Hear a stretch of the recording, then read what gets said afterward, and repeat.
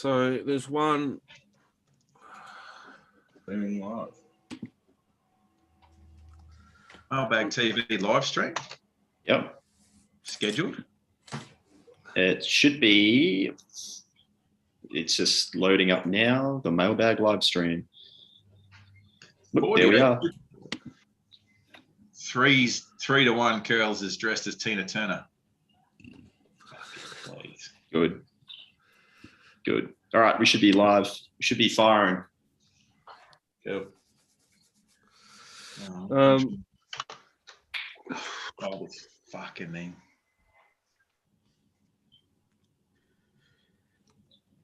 So Morphettville's next.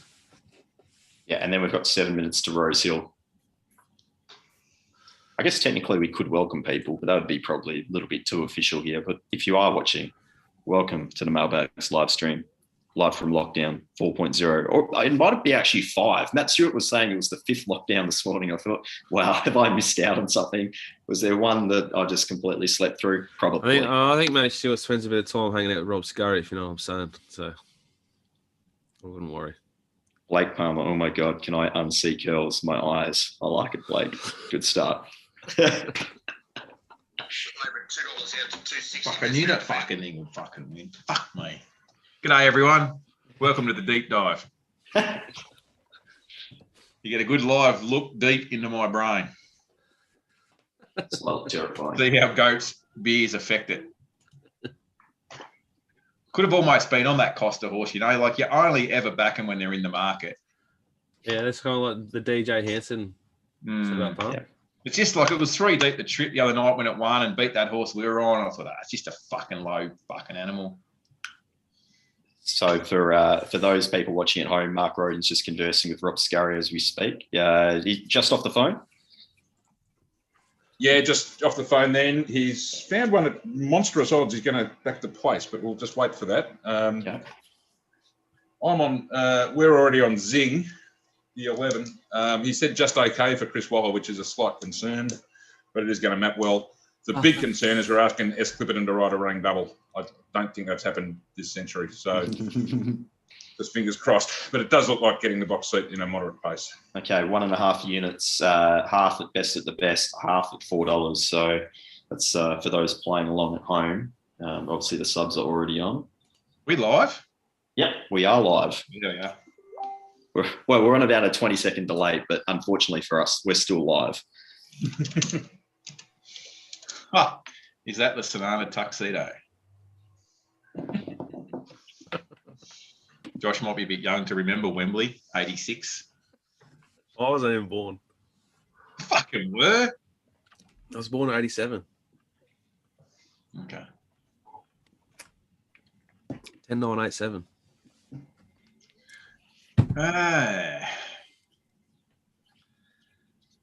It's probably about the year that Koch and Soda was hanging out with PK. No, a bit after that.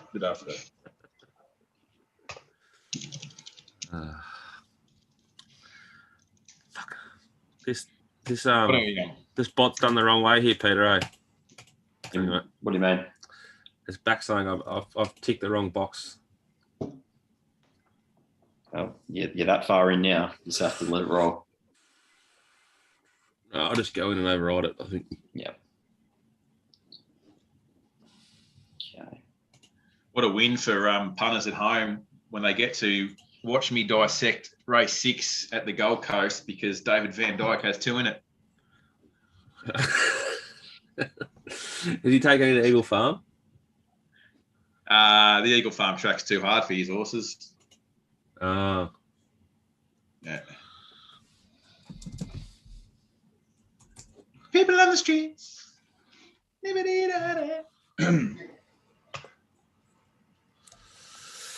Sorted. Right, done. That's done.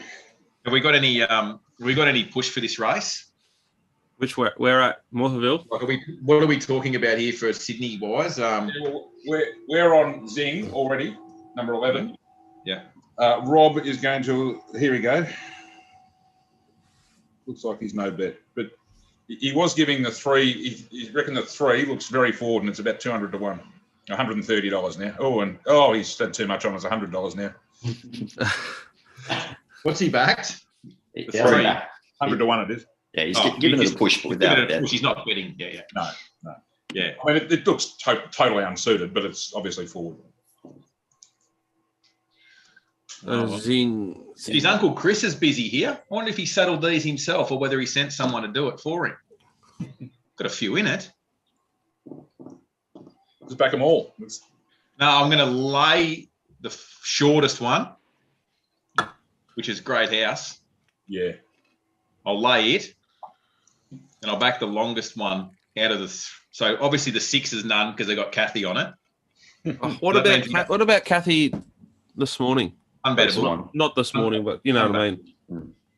I wonder if that was stable instructions because that was just hooked out of the gates back to last. I mean, it could have been third with the way that field set up. Oh, fuck! I fucked up Morpheville. Yeah, because obviously I didn't anticipate off watching the previous show that you'd want to be on a horse settling last. No, I didn't. But it serves me right for backing Portelli O'Hara.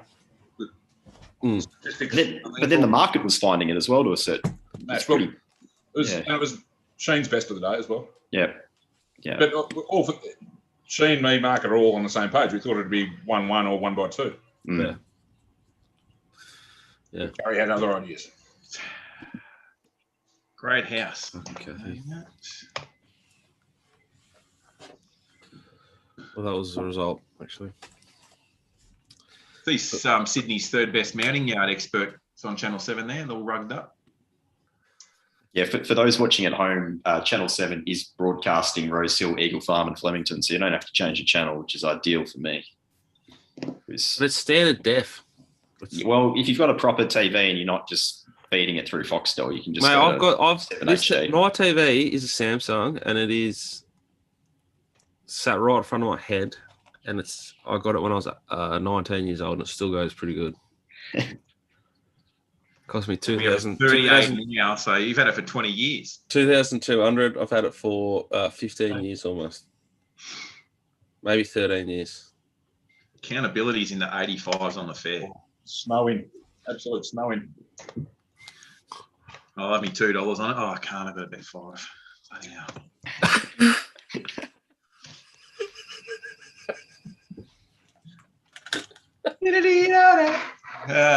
All right.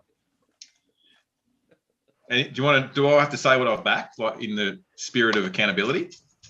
In which race? Sydney. Have you backed accountability? Well, a place. Yeah.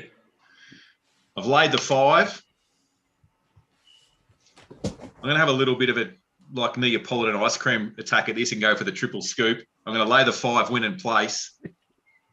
Back to 3 a place. And back to 12. Purely based on I'm backing Waller's roughie of the best 3 chances and laying the favourite of the 3 chances. Well, I'm on Zing. Uncle Chris works in strange ways, and he doesn't. I don't know whether he has them screwed down to win first up.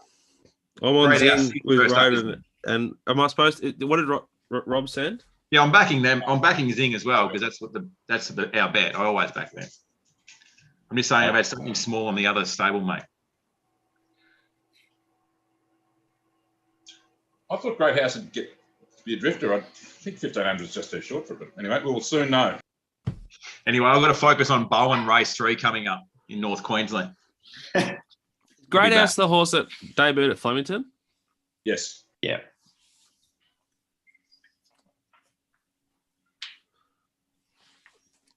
I'll give you sound, hey, Pete. Geez, Wariri Falls is close today. Ooh. Come on, Chrissy.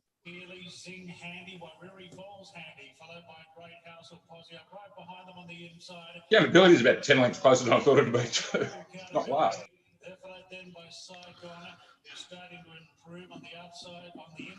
Are we in the perfect spot here with Zing, Mark? Yeah, I thought it'd be rails, but that's fine where it is. Tell you what, when I grow up, I'm going to be a race caller. Easiest job in the game. You reckon? Oh, Tipster. There it is.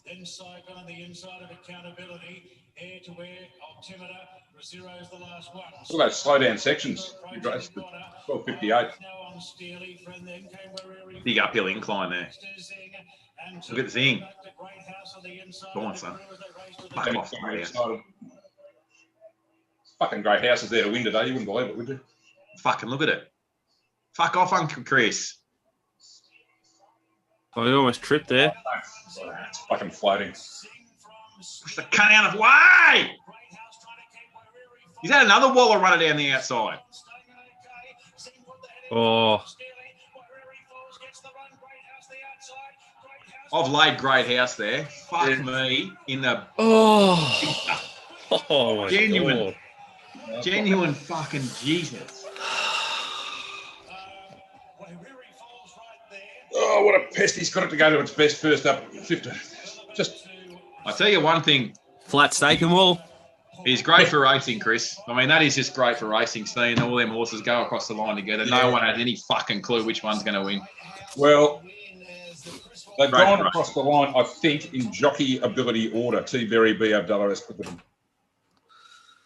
Yeah, he's a provincial one, Sadie jockey, B. Abdullah. Well, he rides more winners than Sam. I know that. He won a premiership, didn't he? Oh, he won a premiership, B. Abdullah. A Sydney one. I think he's good. Who was coaching him that year? Was that the year he won the Oaks as well? The season he won the Oaks? Yeah. Who told him how to ride the Oaks horse like that? Oh, there's something in the paper about it. Fucking absolute genius, whoever it was. Because he hasn't ridden fuck all since. He wasn't stiff there while Reary Falls, was he? He sort of pushed that stablemate out of the way like he was going to get underneath him and go past him, didn't he? He's looking at the head on. Bang, get out of me way, I'm coming through, bruz. That was just the way. I mean, Great House really should have been Off and gone. No, it should have been like out to $8 and it would have been sweet. But Yeah. I mean, like on the replay there, hitting the head on. yeah. Gee whiz. Just when it just shortened like that in the last. I actually thought it wasn't going to be 10. Bendigo race 6 is about to jump. It's a 3,600 metre race that I haven't priced. I'm not interested. Well, yeah. We've got a tip for Indi as well from Mounting Yard Mail. Mounting Yard Mail from Corindi. So just read this out. Yeah. Number 1, Dad Keen jumps in 3 minutes. So that's Mr. Senior. Yeah. Scurry Senior. Keen on number 1. Where is Corindi? Queensland? West of Sydney. I suppose everything is west of Sydney. But. Pistol, just from the chat here, mate, Jade says hi. Tell her to get back on a horse. Ooh. She said, save a horse, ride a punter. No, she didn't, but she should have. One of the great songs, that, by Big and Rich. Great song. Anyway, stiff there. I'm gonna follow this tip because we've had the what's the right word? We've had the pleasure of Scurry's old man sending us some Mounting Yard Mail previously just out wide. And I think he found like 5 out of 6 or something. So obviously won't be putting this on the results column. For those interested, bag website. Corindi is actually between Muzzlebrook and Gunnedah, if that clears it up for you. Yep. Yeah, no, that's excellent. Yeah. Got Bernie Muir and Musselbrook's Frankie on the way to Scone. Yeah. Yes, But it's north. It's north of Muzzlebrook on the way to Gunnedah. Oh, yeah, I've been to Gunnedah a few times. Up in the Hunter. Previous life. A big fucking ag fest up there. A big what? Agricultural machinery sort of field day things. Oh, yeah. Big. Imagine you up there.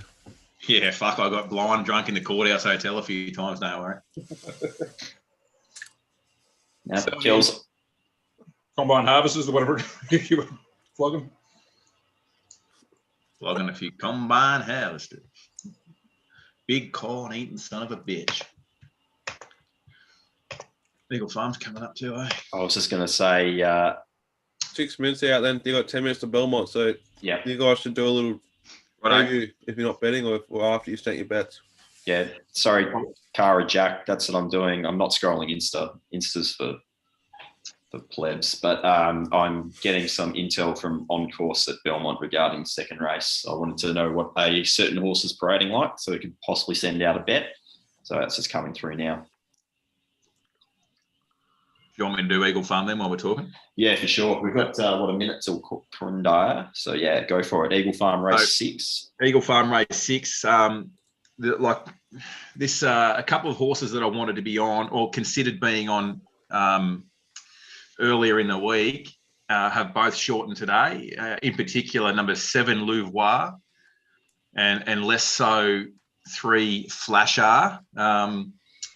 I just thought that Louvois was a pretty good last time we were on it. He sort of sat behind the speed, went back to the inside, which was a sort of negative place to be on the day on the review, although it was in race 1. He's been consistent. His last 2 figures have been good enough for this. I was just a little bit unsure on tempo and things like that, because when it's, it just looks like groundswell, Louvois lead and dictate, but Louvois just didn't sort of settle well enough on the speed last time. So I sort of thought, maybe he runs along here, and that if he does, it might set it up for a horse like Flashar, who has had a fucking bizarre prep. If you look through his preparation and the distance ranges he's ran and won at. We've jumped here, Corindai. Not have we? I don't know where we are in run. Red and white colours. Where you outside lead? White blinkers? Yeah, I think we are rolled to the front. Oh, I think I've just gone from grass to dirt. No, that's Frostburn. What? Frostburn on the grass. Well, he's gone for home. He's gone for home on it. Jackson Searle, look at him go. Oh, there's 500 metres to go. He's miscounted the laps. It's like Reece McLeod. What the fuck are we watching? I assume that's best round out there. Oh, it's not. I don't know if it is. It's just like they're all the same part shit. Traded $1.10. Oh, fucking hell. How has nothing run past it? Oh, look at this thing. Oh, Christ. Oh, Mr. Oh, fucking Christ. That is just like that Rockhampton shit, Kelly, from the last one.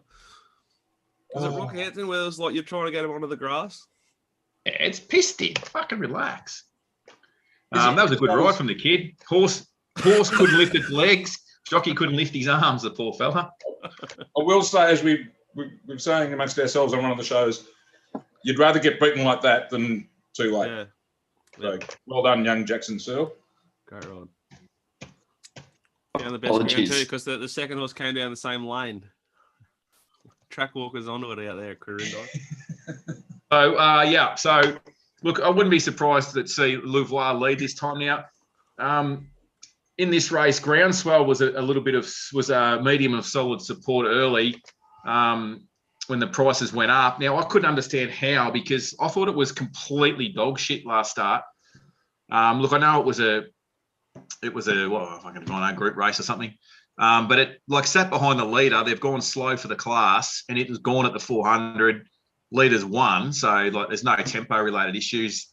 I dived through the stewards report saying something about the thumps. Whether you're a believer in that or not, I don't know. But Nash is a negative as well. I think he's riding like shit. It's a negative switch, in my opinion, from D Lane. So, I just don't know. Charlize was one I was potting. It was completely #blessed in the race where Mensa Missile and Co went -10 to the 600, and it just got a lovely run through. So I was happy to be against it. It's a good also. I don't know what level it gets to, but yeah.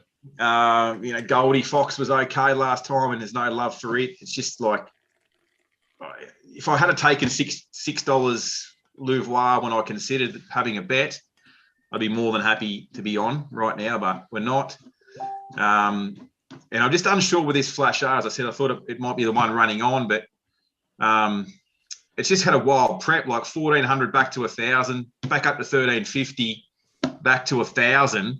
Now we're back up to 1,500. So I don't know whether the horse has got issues and it's had some time off in between or whatever else. It seems to race well fresh. So it's just completely grey. So I've decided to send no bet. That's where I landed anyway. So no bet and no bet early, no bet late. No, correct. Oh Christ! Fuck, the money keeps coming for Louvois. Okay. Can Immortal Love win, Curls? I didn't really find it. I just couldn't find the tempo for the back markers, and I think the market's gravitating to Louvois because of that. It just seems like a tempo less race. For those playing at home, the 12 Sakudu, Vishan Venkaya is his name. Not related to Lakhdar Romilly. Lakhdar Romilly. Bernie's with Louvois. What a Bernadette. I'm still on Sky. Fuck. Yeah. Anyway.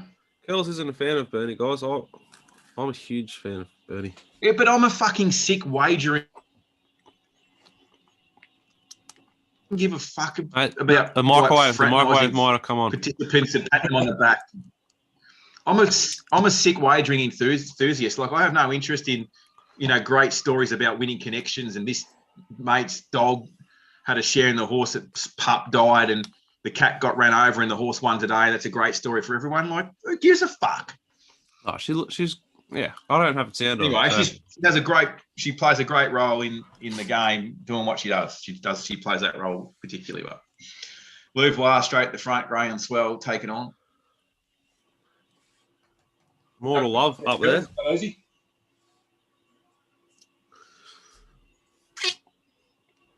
Let's see if the thumps is a thing here, won't we? So this is what Louvois did last start when they took the sit on it. It got behind the leader and they were going evens, but it still wanted to just get tugging a little bit, and it just was a bit flat late. It's still in the same here. So you'd prefer he led? Well, I don't. Well, yeah. It just took the sting out of his sprint last start. Are you gonna smoke darts tonight, like full Freddy style? Yeah, I'll rip the filters off. Good. Or I'll smoke it with the filter end out lit and just smoke the tobacco end first and just smoke the filter. Yeah. Because I'm a real mag. Are there going to be any dwarves with silver trays on their heads walking around this party you're going to? Yeah. Pretty wild, the sort of shit that goes on at this joint. Oh, I can imagine what happens up there. I want something at any price just to blow these away. Yeah, Mortal Love. Nash rolling along still. Save me money, Louvois, by the looks. It can't pick its feet up. Charlize down the middle. Groundswell's recovered from the thumps. Fucking Louvois. Oh, it's coming again, Louvois. Charlize over the top. Got him. Oh, Jesus Christ. Oh, you beauty. What? I'm glad that. Oh, fuck. Again. You can see, remember on the show earlier in the week, I spoke about the last furlong. It looks like they can't pick their legs up at Eagle Farm. Yes. That leader was home at the 150. He's going to be by length and a half. You reckon it's like a little bit sort of heavier? Well, it's not sweet. Fuck. All right, race 2, Belmont. I've got 2.5 units on Brooklyn Pier. I was pretty happy to take on Madame Torio, which has been $3.40 out to, 6+. The main reason I was happy to take it on is Madame Torio's best figures are clearly at Ascot. It can win at Belmont, obviously, but small field, Christy Bennett will have to go handlebars down. But what you often see with Marty Allen's stable is that if there's no cash, they just do not perform. So it's doubled in price. That's not a good indication. Brooklyn Pier, if it performs to what it did last prep, it should go very close to winning this. A lot of these other horses, Timescale's got a good enough figure. Not exactly sure it's better suited at Belmont.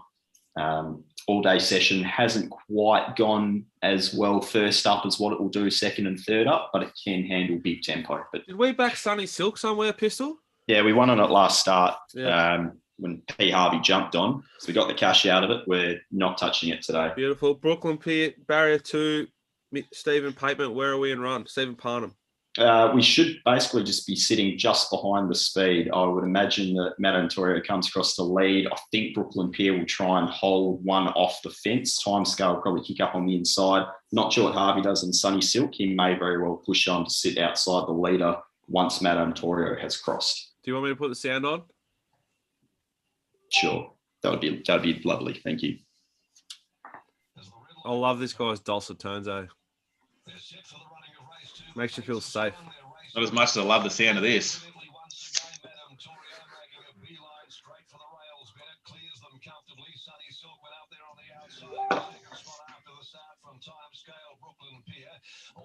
One in the 1-1, eh, Pete? Yeah. Happy? Well, that's exactly what I said pre-race. So, yeah, good. Good start.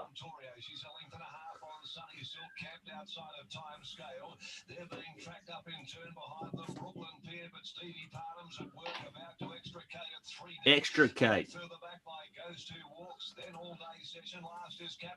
Get into your fucking work, Stevie. We look like we've got a heap of fucking pony, huh? We've traded extremely short. Go past. Get it in you. Get into it. Well done, Peter. That's a fucking big start. Big momentum building start. Well done. I saw some pissed in. Saw some $8-11. So hopefully someone picked up on a little bit of that. Fuck, that hurt my hand. Fuck, I love when you tip winners. Fuck. That's how you speed map a race, boys. That's how you speed map a race. Bang. Righto, Flemington. Focus. Jeez. So if you don't mind, well, you want to talk about what money means and money speaking. We back Mark the man took $12. That's $18. Mark Zara rides. So that's not a good indication. Are we double pressing? Our bigger play in the race is I've backed number 1 and number 4, Mark of Man and Cumberbatch at 21s and 12s, had half a unit and 0.8. So the half a unit adds at the 21. So that's the bigger result. That's the main sort of play. Michigan's friendless, very, very soft in betting. Now this number 6, Volator, you need to be really intelligent with your dynamic setup now in Victoria. There was a lot of work done on this horse before 9 a.m, a little bit done yesterday. It's been well backed. It looks soft late now, but I'm convinced there's been enough money for this horse that it's going to go pretty well. I don't think the market wants or knows anything about this way to go Paula or the Stokes yard, especially like at Flemington. You sort of find some of the those types of camps can struggle at headquarters. This 4-leaf riot has gone completely off. Scott Cameron, it's just it's hard to beat when they've come for his horses. So basically, personally, right now the decision is I'm really happy with the bets. They're small bets, little spec bets, but we could go again. The price is sort of there if I want to go again, which is the way I bet. So I've half bet them early, thinking to just check how the track's racing. And often the bigger price horses, they're not going to firm in too much, after 9 a.m. So the decision now is, do you double up on the 1 or on the 4? But when it's a Mark Zara horse that's drifting and there's a Scotty Cameron horse that's fucking hemorrhaging, we're just going to leave it as it is and just hope that we get one here and Freddie makes a big mistake on what looks to be a V12 versus a couple of V8s. Freddie don't make mistakes, mate. Freddie Kersley makes a fucking 8. All right, so summarise what units and all that. I was too busy checking my messages of congratulations. Flemington race 6. Yep. Number 1, Mark of the Man, 0.8 units. Yep. Number 4, Cumberbatch, 0.5 units. Take bet for both of them. Yep, love it. Just if you get a moment, just have a look at some of the names that have logged into the chat. Fuck me. There's some very witty people out in the world, isn't there? I'm not reading them out. Yeah, definitely. And I've been trying to get that winner at Flemington for a while now. So I'll do a quick overview of the Gold Coast after this race. So, Beauty. it is nerve-wracking, but exciting at the same time. I think it's very exciting. I think you might have an exciting horse. Good luck. Thank you.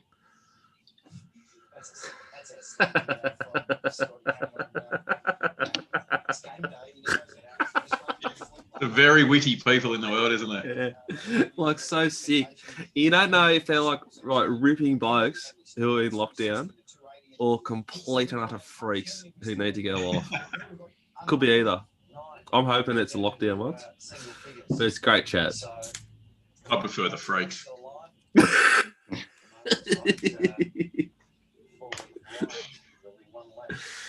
Yeah, Barker's right. Like, I almost fucking missed Pistol's bet. We only had a minute and a half to preview the race. That's all you need. Everyone heard that you've had the bet. Oh, what done you? I've done myself a mischief. How would you handle this setup, Roden? Like, I'm scared shitless of Scott Cameron's when they're back like this. And obviously, it's never, ever good if Zara's soft in betting. Like, Mark Zara will probably settle last, where he could settle midfield. But you haven't overbet. You haven't overstaked, have you? Yeah, I was half predicting what's happened. Well, just cop it. Do you rate Zara? I'm not after fucking... I was going to say, that thing was firm as fuck. He'd give it a bum steer. I think he just didn't care enough on the corner, and then all of a sudden he missed momentum. First early couple of circle races was all about which horse had momentum. Like fucking Carlin Heffel just sat there thinking she didn't even get past the leader, let alone Jamie Carr's going past you. Like Carlin, it's a really simple. Probably you. If Jamie Carr's accelerating, do the same as Jamie Carr. She's better than you. I'm going to keep backing these things anyway because you're. Mark Zara's ride down straight though was probably the ride of the day so far. Yeah, that's what I mean. Like. Pretty hard to catch him, isn't it? You just can't have a relationship with them. You just got to hate them. Yep. And hope they surprise you every now and then. I don't mean that personally. I mean from a wagering position. I'm sure they're all better blokes than me. 1 and 4. 1 and 4, Pistol. 1 and 4. Oh, yeah. The two scratched. Backing 1 and 4. Jesus. That's good. I'm just going again now on the 4, right before it jumps. Shit. Yeah, it's big price. Isn't it? Everyone that's at home that's jumped on that Pistol 2.5 unit bet that hasn't brought his stuff, buy his stuff. That was a great bet.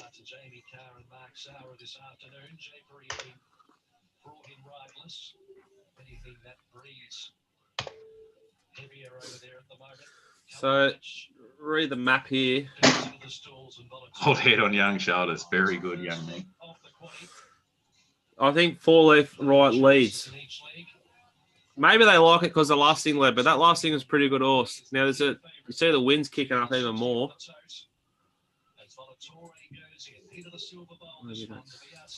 There's a good live wind reading for Flemington if you ever want to check it. Yeah, I'm just going there right now to reload it. And it does update through the day for you. Yeah. Go Rubasaki. Well, Mark's not last. Cumberbatch is.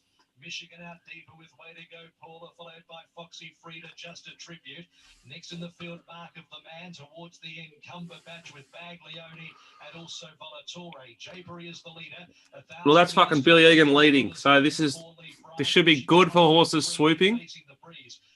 Like if I'm there betting in play right now, I'm looking for something to run on. Mark of the Man's in a nice spot. Yeah.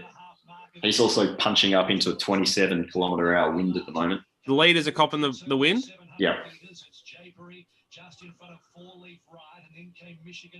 So Mark Zara's got the back of Jamie Carr, which I like. So Jamie Carr's horse $4 chance behind Michigan, which is a decent horse. So we're underwriting. The horse that's getting a really nice run there in behind the speed is this Foxy Frida.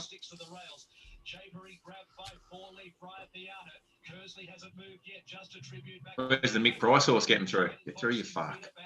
No, he doesn't run quick either. Here it goes, Foxy Just bolting, Frida, isn't it? the cover horse. That was like $18 then, eh? In run. Yeah. Yeah. I got 12 something, but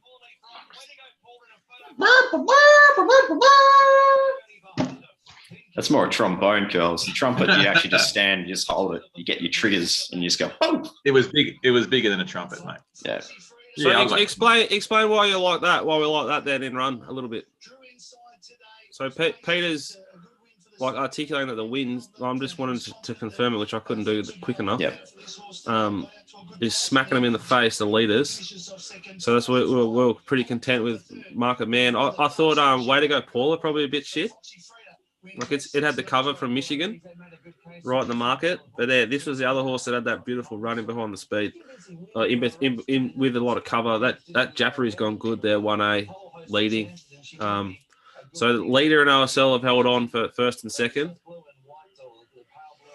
So I don't know what to make of that overly, other than that horse is bolting. Yeah, I mean, it was bolting the entire way up the straight, wasn't it? It's probably lost momentum twice, but still been able to pick itself back up. A couple little bumps there. All those that had cover and peeled didn't run on. That's why I was just looking at that, and hey, it's interesting, isn't it?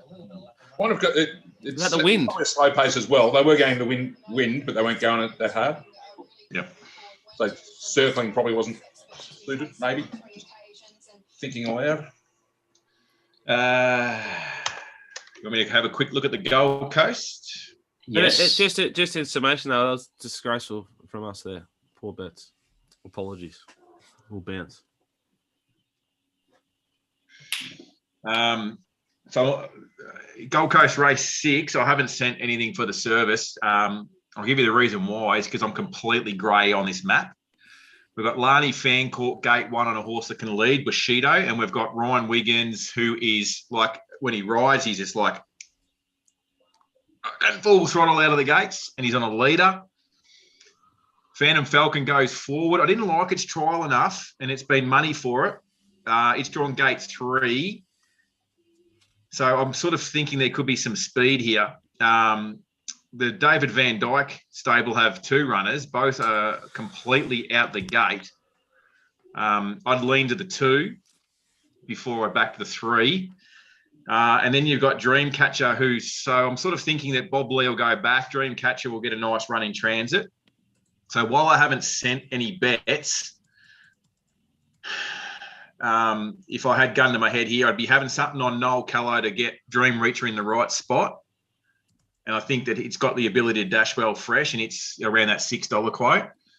And I would be happily having something small on Bob Lee on the drift as well, because like it's just David Van Dyke. So all it has to be doing is licking the walls of the stable to be a chance the way he trains, even if they're not feeding it. And the reason why I'm suggesting those 2 horses is because of tempo from particularly horses like 1 with an apprentice on and the big weight, and I don't like the trial that much. 5 with a go forward aggressive rider, and 10, drawn gate 1 probably going to be used to try and hold the front. So I can see some speed. I think that sort of plays into the hands of horses like Dream Reacher and Bob Lee.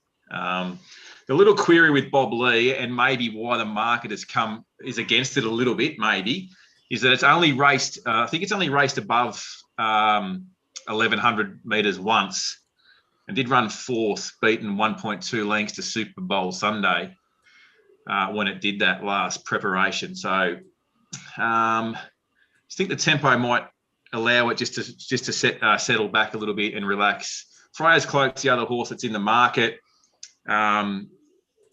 It's got a wide gate, and I couldn't really work the map out on this. It had a big SP in winning last start. I know the market's firm for it here, but anyway, that's where we're at. I don't like it much either. So they're racing anyway, aren't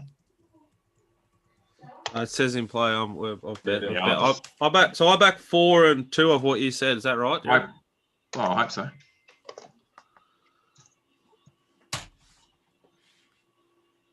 Do you want sound or no sound, Peter? You're the producer. I can't. I don't know. I'm a fucking. Yeah, no, sounds good. I think it's yeah. How's me speed map going? Dream Reacher, he's got a stack of pony and he's like just behind lead. Yeah. So the 1 hasn't quite crossed the 10, has it? The 10 sort of half. We've got the ones back, it's like 1 and 4. Yeah, and Bob Lee's going to come with 1 run down them. I'd say they're going to trade pretty short and maybe run the Cornella. This horse that I didn't like off its trials hit the front and still going by the looks of it. Oh, fuck. I thought that was us. Sorry, that's the one. The one I didn't like its trial. Sorry, that's race calling is hard. Say that. I thought we were on it absolutely fucking killed him. Pissed in. Wendy. The peel stuff. Is Robert. The other 2 ran second and whatever. Yeah.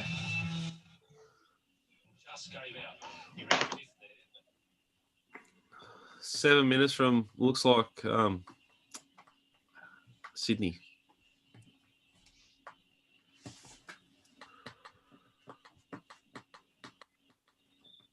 Oh fuck! The Swans are playing. One goal up. So again, we can see obviously Mark's on the phone to Rob Scurry, 7 minutes out from the Winter Cup. Stockman on the preview was a horse that both he and Mark Sheen had time for. Just wanted to see how the day was panning out. So when Mark has finished his rundown with the great man Scurry in the yard, and get an update.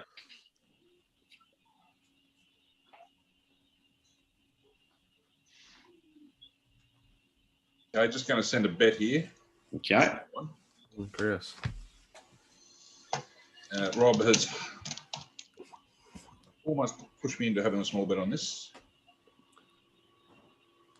That has fucking killed him. There you go. They did run the Cornella curls. I just fucking got my colours mixed up.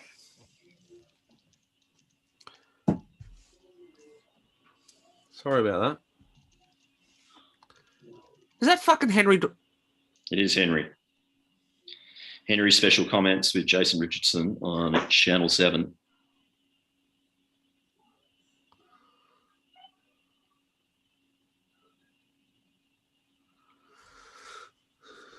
M. Barker in the comments there on YouTube. Trainer tipping his horse in the next in Adelaide. Race 6, number 11. Paraded well and off the map. That would have to be one W. Clark. And he's a bolter. Won well at Murray Bridge last start. Completely and utterly brained them off the slow tempo. Is it worth? It's probably fair to say, since we've got people tuning in, and that if Matt Barker's saying that the trainer's tipping it, Matt Barker would know that the trainer is tipping it. I think it's fair to say that. Well, you'd hope the trainer would look after him, given the amount of fucking training bills you'd be paying. So, Leviathan. Yeah, the Leviathan South Australian owner. I've been telling Matt for years, like, just maybe get rid of one of the horses and get a golf coach. But I actually always thought that Matt Barker and Zeus O'Day are the same people on Twitter. I've never. Let's not fucking talk about it. I've never seen complete rubbish. Never seen them in the same room at Nobu together, so it's every chance that's possible. Mark, do you want to straighten us up, mate? Do a bit of a preview or something for Sure. The time-honoured 4X Winter Cup at Rosehill, just in 4 minutes. 4X at Rosehill, not right, is it? No. There's a few races in Sydney. I don't know. It's a different world from what I grew up in. But anyway, here we are. I wanted to be on Stockman, but he's drawn an outside barrier. Look, there's a chance the field breaks up and he gets the good run. He's on a second quick back up in a row. He's got a big weight drop. He can win, but I was hoping he'd be around $5, and he's been smashed into about $3.30 now. Certainly can win, but not for me at that price. Knight's Order's desperate for $2,400. I think he's around his right price as well. Parry Sound, the other one in the market, I'm not 100% sure is a 2,400 metre horse. It's won at the Trip, but that was in a midweek race and it fell in. It seemed to peak on its run at 2,000 last start, so I've just got half a knock on it at 2,400. Now, the one we're having a small bet on is the Toppy Inverloch. Last start winner of the Wagga Cup.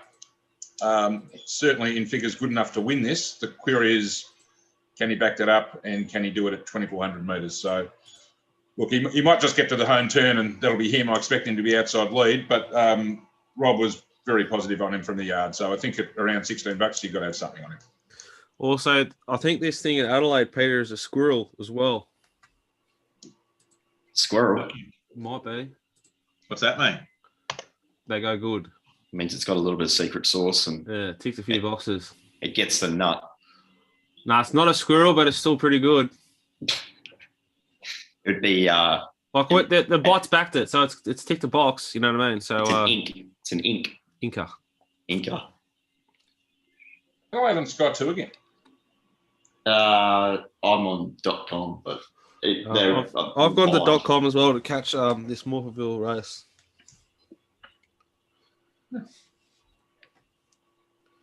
No, we're not going to mute. We're not going to mute you guys to talk tactics. You're going to hear it fucking raw.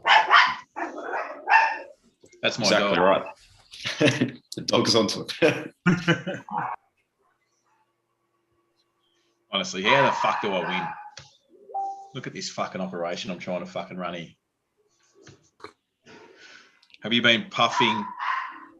Oh, Rowan. No, I don't play the see-through didgeridoo, or I don't fucking shoot the crystal pistol.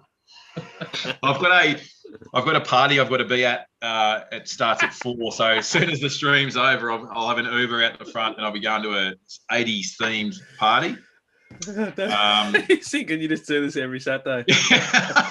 Just to get yourself going. That's how you get through the 4 meetings in 12 hours. For further information, visit twitter.com.au/@ToowoombaTips for an update on the evening. Oh, dangerous. I've actually sent subs like a massive fucking set for Toowoomba. It's like the biggest set I've sent for a long, long time.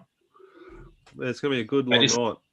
Just everything just looks straightforward, and everything that I backed, I rated a lot lower. So fucking, I'm either jumping off the top of George Banks tonight on the corner of Ruthven and Margaret Street, or I'm fucking telling everyone I'm a fucking genius.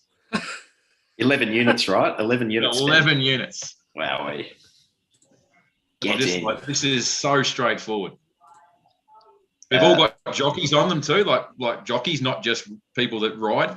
Not just riders. Fill in the numbers. Like we've got proper jockeys, we've got proper trainers, proper horse for the class. It's too straightforward. That thing in Adelaide won yet? No, 3 minutes hasn't behind. gone up. No. Not going to clash with the Winter Cup, are they? Jesus Christ. Has Lakhdar Romilly got any Singapore mail out wide for his pistol or anything? He's Mauritian, so I'd hope so. But he's also declared that Long Beach is immoral, that's great. So thank you for Lakhdar popping in after the race too there at Belmont to declare Long Beach. What did we do in Adelaide and Sydney in the end? Small bet 1. Push from the yard, anything? Lizzie and Rob. Where's the Great Minds graphic for Lizzie, Jolson, and Rob Scurry? I don't know. What's the push there? Do we have anything? Rob and I are both on 1, and so's Lizzie. Everyone. Oh, if Lizzie's on, we all know what that means. Look at Tommy. Man, What does that mean, Jack? What does that mean, Pete? I'm not sure. Means she Liked it from the yard? came to a good conclusion. Someone tipped it to her out wide or something? Is that what you're saying? No. Just it was a consensus. Oh, I get you. Is, to my eye, going too hard. Is this a busted in horse? Yep. Yes. Oh, fuck. For a horse that's suspect or half suspect at 2,400, is this what we want to be seeing? I have no idea. There's a bet there, guys. Just a small one at Bendigo. What do you think about Tommy Berry as a leader these days, Mark? I used to be back in the day when I first started watching Sydney racing. I thought he was much better on back markers as opposed to front runners. But there's probably other jockeys that prefer on a leader. That said, he's just last 12 months or so has become, I think he's second to J-Mac in Sydney now. He's really coming good. And look, he drew a bit wide here. He had a plan. He said, we're going forward. He thought Knight's Order would kick up. And when the leader was up for grabs, he took it. I wish more jockeys would do that. Look, If he doesn't run the trip, he doesn't run the trip. We're on a good price, aren't we? We're $11, probably trading about 5. Trading 7. Sorry, I'm looking. Well, I've got Eagle 16 Farm up in front of me. On fair anyway. Just while this race is running, I don't want everyone to miss it. I'll back the horse at Bendigo. Bendigo race 7, number 2, Scottish Dancer. I've had 1.2 units on at 650 at Top Sport.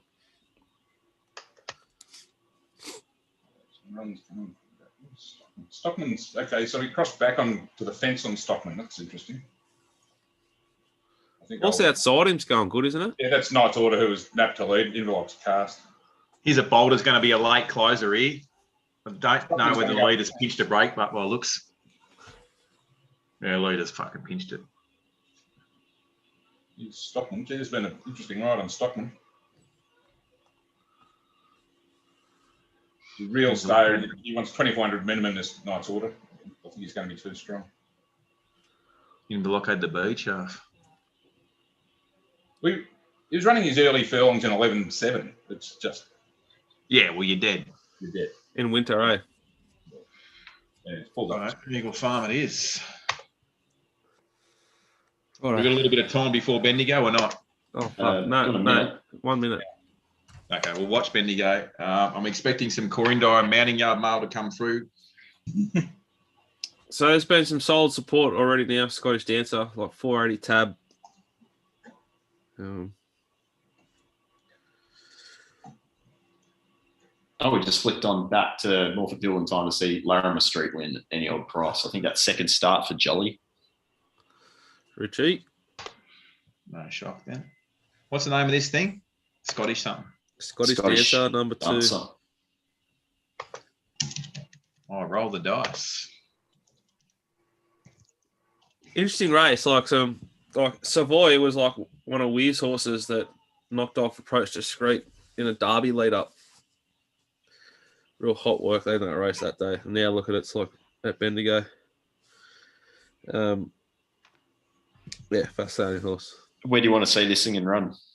I expect it to be near last, but just hope for midfield just worse with a nice bit of cover and a toe in. Okay. Honestly, can you? But I don't like being on back markers as a rule, but like Dirt on Harry's got in the market, right? But like Cafe Tortoni should be near us, which is one of the other main hopes in the race. I could get up my map. Like we're inside Dirt on Harry. There's no lock that Dirt on Harry is going to roll forward. And then another horse in the market's this Deserved, and it's Tatum Bull, who I can't catch, and it's barrier 1. So I'll just sort of pretend that doesn't exist in my sort of market there, and therefore it's pretty easy to back Scottish Dancer, which is a good horse when right. So this is second start, new stable, Andrew Bobbin. Yeah, so we've jumped better than Dirt on Harry. We're going to settle in front of it, forward of midfield. I'm happy with that. I love that. Just a tiny bit of intent to get spot and then just relax. Don't snick though. Just relax. It's probably posied up better than what you thought on the map anyway, has it? Yeah, and the market's reflecting that. It's 380 and run. We've got the thing they've backed outsiders. Deserved insiders.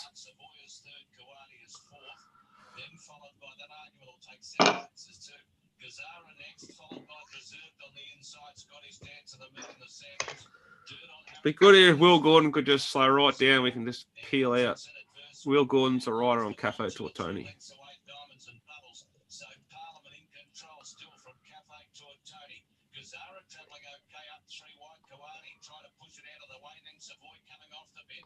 We need a bit of luck here.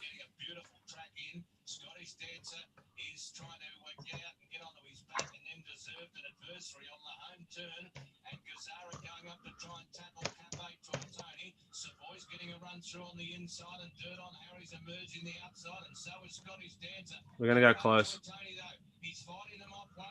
Fucking get into your work. Good Dickens. Go straight, you fuck. Good. Jesus. See that? Fuck. going fucking. At what point were you concerned it wasn't going to go straight and win? Yeah, I don't know. When he was whipping in the left hand and it was veering left. Oh, he's dropped his rein. That's why. I want a massive delay. You can see his inside rein. He hasn't got it. It's completely flapping fucking down its flank. Yeah, then I just like him to win by enough that you couldn't get any trouble later on in the protest. You know what I'm saying?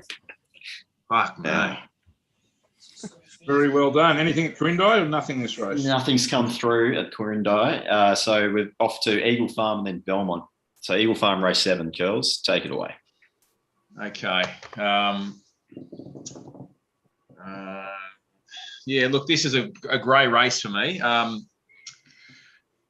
think In Good Health is a horse that needs to be let run. I think we were on this horse last this start. is like it's a busy horse, isn't it? Like this might have had its first start Flemington, and we've been talking about it at Morphettville. Yep. Now it's fucking up in the boys. It's like it. I think. Oh well, we were on it. Ollie rode it, and he let it run in Adelaide last time. And I'm anticipating. Hang on, hang on. Peter, we need your dynamic sound, I reckon, for the Quirindi stuff. One day, if we continue the stream, that's what we need. Hang on, race 5, number 4, if I'm deciphering that correctly. Yep. I'm reading it as race number 5, number 4. Yep. I think we've got to assume that's race 5, number 4. Is this True Bell? We're going to back True Bell. True Bell at Quirindi. Back it each way. I don't bet. I am. You can fucking do what you want. I'm backing it each way because it's in run. It's in run already. You got to be quick. The punters that are watching the stream fucking missed this. I'd say. They've got no chance. Yeah. Sorry, guys. It's fucking still our best. Yeah. It's scurry. He does his own thing. Let's not worry about talking about the race then because no one would have got on. I think In Good Health is a horse that needs to be let run along. I anticipate they do that. I'm anticipating Polly Gray is another horse that goes forward. Back in trip, Uncle Chris, I just anticipate that it's the sort of horse that's going to be not disadvantaged being back in trip because it's rock hard fit on speed. It's been a strange day trying to decipher what the track's doing at Eagle Farm because not many, normally you sort of big track Eagle Farm, most of them getting their chances and closing. It doesn't seem to be that the case. I mean, Charlize did, but Louvroy was back along the fence in the previous race, was gone at the furlong and has got beat ahead. So I think In Good Health runs along here with Polly Gray sort of working across and getting into the right spot. The closers, Rock O'Clock. I could almost entertain sending this horse out, but it's got Rachel and it's got the widest gate, so it's going to be back anyway, but probably back further than what you'd want.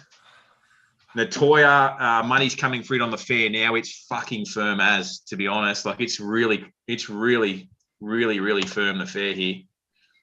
And it's been heavily back now. I don't know about this horse, firm Eagle Farm track. I know it's a Group 1 horse, yada, yada, yada. Chase Zaki, it's got the Zaki form, but it's been beaten 9 and 10 lengths and it's, dropping back to the mile. I don't know how to handle it. And then I can't see anything else winning it, to be honest. But at the same time, I'm wouldn't shock if In Good Health led and won. Wouldn't shock if Natoya, best horse in the race, just wins. I just because if you're giving Natoya a chance to, if you think Natoya can sit off a good speed, get to the outside and round them up, well, you can give a few others a chance that can hit the line, sit sort of just in front of it and hit the line. So it's just too grey for me. So I'm not betting. Long and the short of it.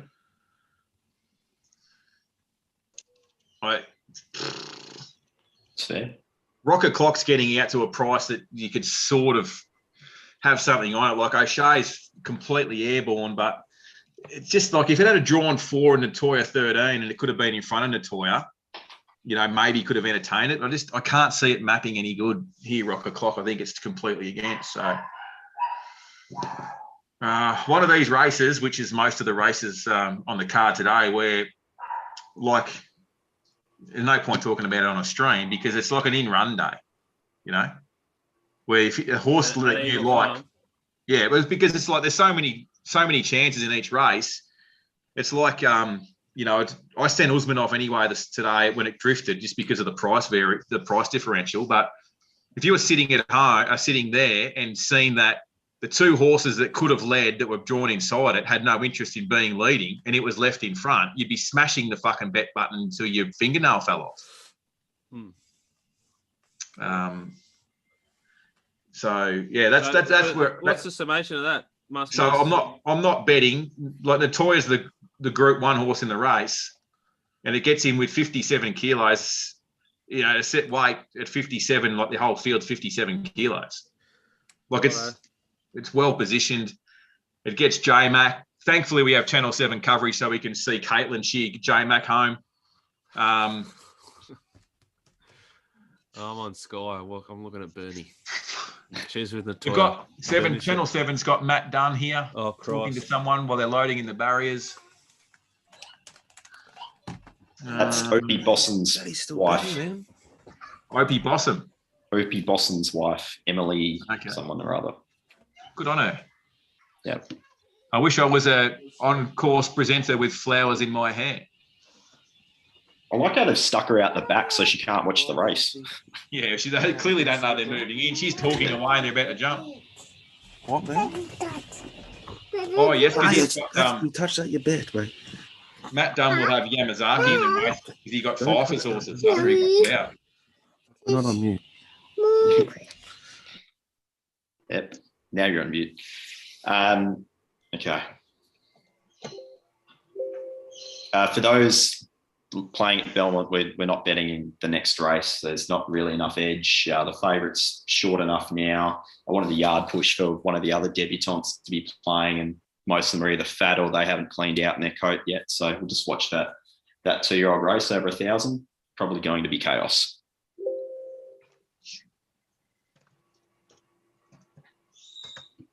There's your 2.5 seconds, Jack, who pointed out in the comments. I give 3 seconds, sorry. Geez, Natoya doesn't start $3 very often, I'll tell you that much. No. I know she runs in Group 1s a lot of the time, but she doesn't win very often either. Although what she won Doncaster was her second last win, and then she won the other thing. Anyway, they're off. We're about to find out. Fucking Rocket Clock pinged the lids. She's going to have to drag that all the way back now. It's began too well for her. Just hell bent on fucking snagging.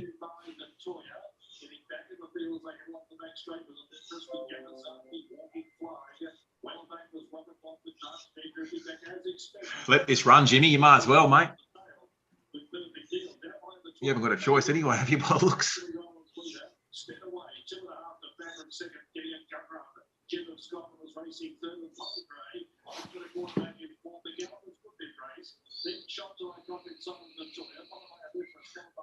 So Rocket Clock's had to snag all the way back, and now she's 3 deep last.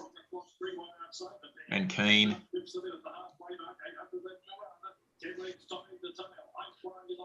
Imagine the narrative if In Good Health wins. Oh, Peter Moody back in Queensland.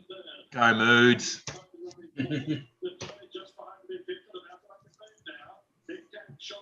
Is that J-Mac off and gone early? Yeah.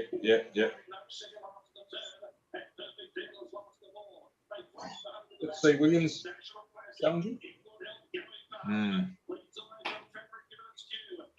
Rocket Clock still find the line with Yamazaki wider.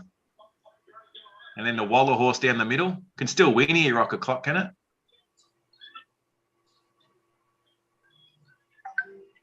Nudge again. Oh, Christ. Fucking launch late, hasn't it?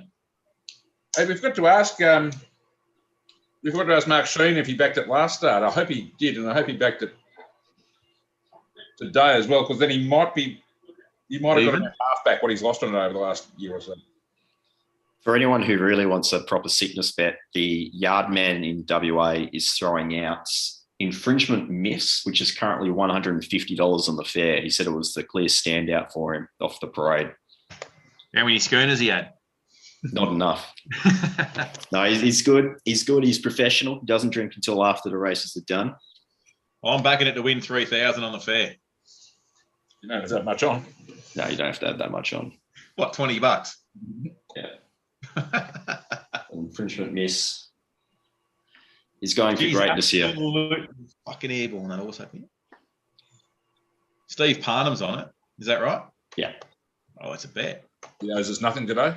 No, he owes us nothing. It's good to have him back, actually. He's been a maligned jockey for a few years, Stevie, but he actually is a very good, I think he'll make a really good trainer. He's one of those jockeys who's very knowledgeable of his horses and understands them, especially how they're feeling under saddle. So, yeah, That's glad Chris. to have him back.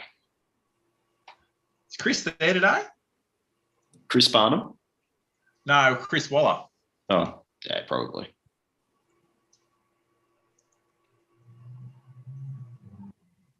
Do you, Mark? Do you have a rating for Rachel King? Hey, Peter, we doing anything here at Belmont? Sorry, guys. No bet. No bet. Sorry. I will say about Rachel is she has gone cold in the last 3 months or so. Her strike rate has really fallen off a cliff. She was healthy double digits for a while there. Hang on, I'll bring up last 90 days, just New South Wales. Give me a sec. Computer behaves itself. You gods.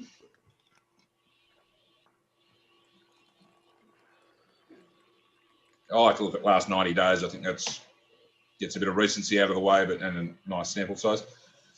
198 rides. New South Wales Metro Provincial, 16 winners, so that's 8.1%, minus 108 points at level stake, so over 50%, minus 50%. Yeah, I'm not a rat. She was going a lot better than that. In fact, just by the way, the Newcastle race is impossible. There's a 260 favourite, but I thought there were about 6 chances. Geez, the market at Flemington, the NBLs are so good. There's like 3 phases to every market, if you know what I mean. Like that, they came for Redwood Shadow, which is the next race this morning, and now it's soft as again. It's exciting. What, mate? Huh? You don't want to watch that?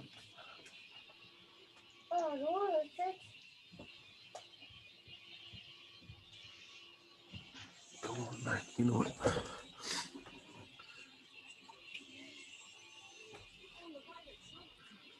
It's $26.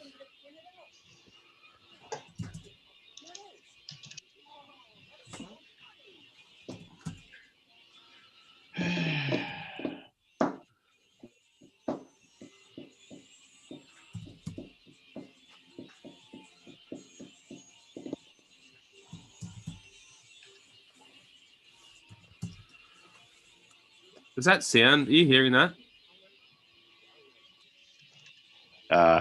Only a little bit. Yes. Is that blippy? Yeah. It is blippy. It's an awful show, but I've got a 2-year-old kid content as hell while I keep working. You know what I mean? Blippy. What do you do? Thanks, darling. Got to wait till they get. Is that your daughter? Yep. Say they compare the pair. Fuck.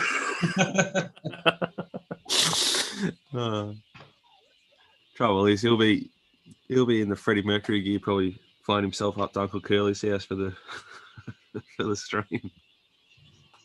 My young fella's just my oldest son's in grade 12, and he's just like fucking champing at the bit to get it over and done with. He goes, I don't need to fucking pass anyway. I'm not going to go betting with you. Does that just melt your heart? Brings a tear to my eye. All right, Dicko. Kim Carr, thoughts on Marcolt? I didn't find it. The market has. The market certainly has. It was $6.50, $7 3 hours ago. It's now $5.50. So a nice bit of money. The market's continued to come for Token Spirit. They've nibbled this thing relentlessly, just real nibbles, but Yeah, it's too short though. They're both too short for us. It was really good money, like I said, for Redwood Shadow early. Now it's out the gate. There's been some fascinating betting in this race. Even the 4 here, Namaqua. Peter, how do I say Namqa? Number 4, Namqa. There's no way you could be a race caller.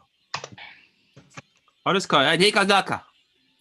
Dicko would be calling me mid-race to ask how to ask for pronunciation. Namakwa. Anyway, Namakwa? Namaqua was like 10s this morning into like 650. Now it's back out to 10s. Must be a lot of betting going on. You'd think, wouldn't you, Mark? For the market to move like this? Yeah, so I'm just watching Newcastle at the corner of my eye. Cakewalk How have Baby, you not- they hate. How have you not tipped Mercury? No, Newcastle. this is leaving money on the table, isn't it? Like, Fuck, it's immoral. what do you Frankie Lee was all over it. It's immoral to talk shit, be disappointing. But get it done. Oh, It'll hit the front with like 1,000 to go, be 12 in front and stop, and then fine and somehow hold on and win. while it's looking at the crowd on the way past. Me. Everybody, come see how good I look. Hey, what's this? Oh, no, it's a Is that Mercury just charging 17 Ds? same colours. These in here, yellow cap, not the white. Anyway, quickly on Flemington, Yeah, I've had 1.1 units on number 10. I'm not going to have anything more on. If you're sick and need to, I've got 6, 5, and 3 bear the others. I could nibble, but I'm not going to. I'm just with the 10 Sweet Carolina for 1.1 unit. Okay, why do you like it? I think it's going to get a really nice run. I thought it was good last start. I think we get a price because it's not a fashionable stable or rider. Yeah. It's just going to be within the ruck here and get flushed out like a number of winners have today. Get through your gears, son. What's this thing called? Sweet Carolina? Yep. Wait, I'm trying just... No, I'm going to launch this. This is the best fucking selection I've seen you send all day. I'm doubling down.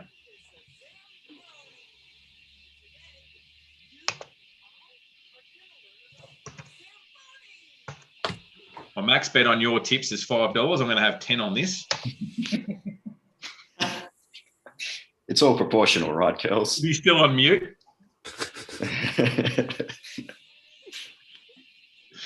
That's a lie. 125 I'm going to have. Is that all right? I don't have that much on it. Yeah. All right, mate. Your time might be up there. You watch this race. All right, we want Sweet How far Mercury win by? No, we're not watching Trash Truck. He loomed. I don't think he's going to play. Huh? What? Fucking show pony. You want to watch Trash Truck? Not Trash Truck. What? Mate, we need Sweet Carolina to win.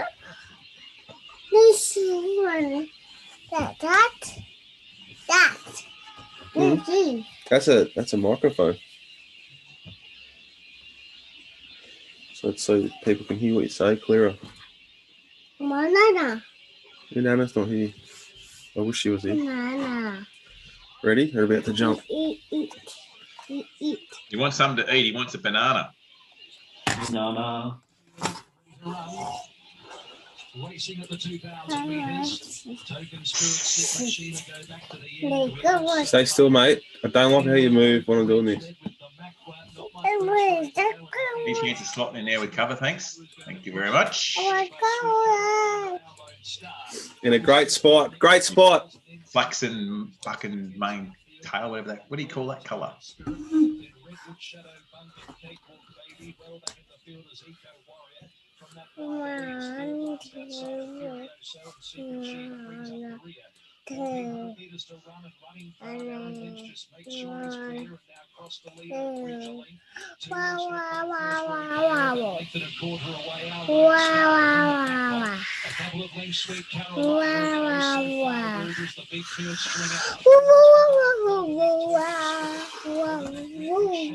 Dust. Making more sense than me, so let him go. Is at the tail of the field, about 18 to 20 off the lead of the main Watch, watch.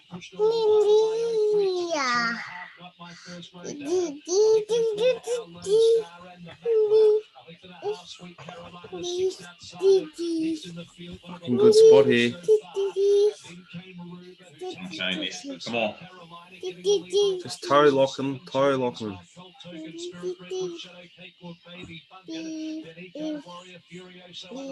Right, let's see you quick it now, son. Fuck. Cunt's gone through.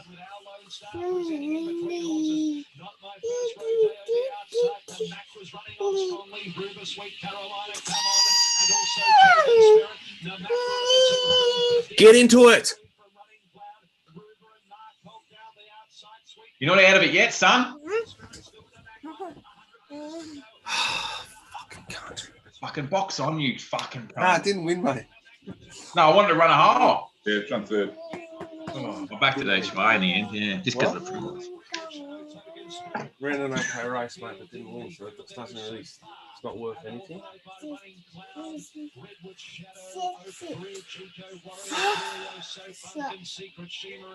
Come on, let's get Gold Coast? Yep, we've got Gold Coast and then Rosehill race 8, so that'll be the next two. Yep. So this was very close to being a bet for subscribers. Race 7, number 3, Lewis January. Chased home one of David Van Dyke's 3 or 10 Group 1 winners he has in his barn in Orbison last time. The query I had with his horse was he was very green up the straight and the jock didn't get a chance to get at him, but he still ran on pretty well. I would have loved to have seen a little gear change here with maybe some head gear to straighten him out a little bit.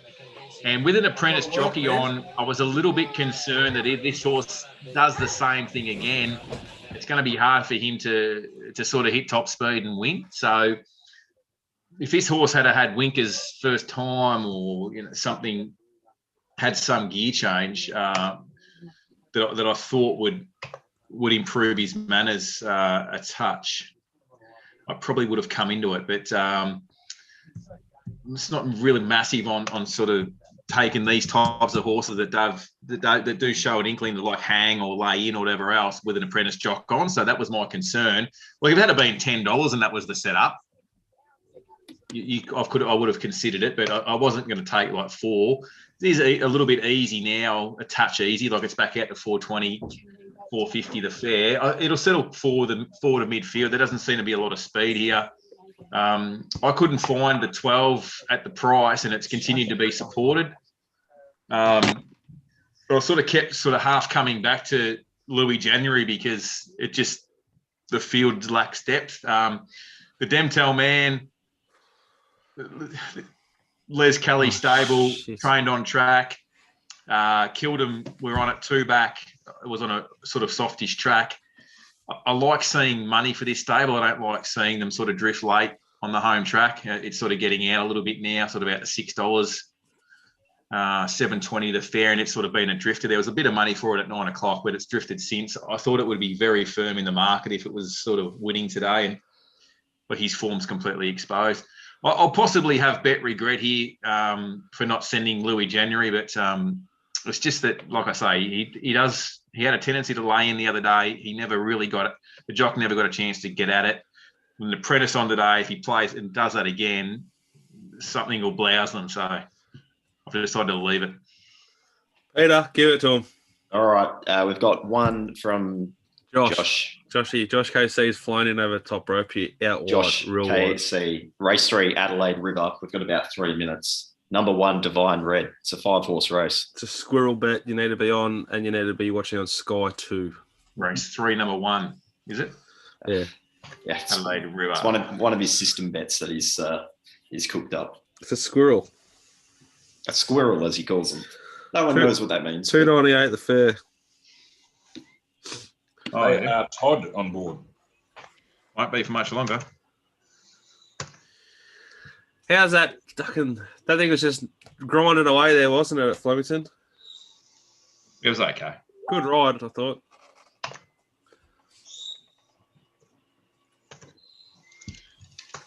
Right, let's see what young Louis does. Let's see if he does play up or he does go straight and win. He's going to posse up following the rail. Looks.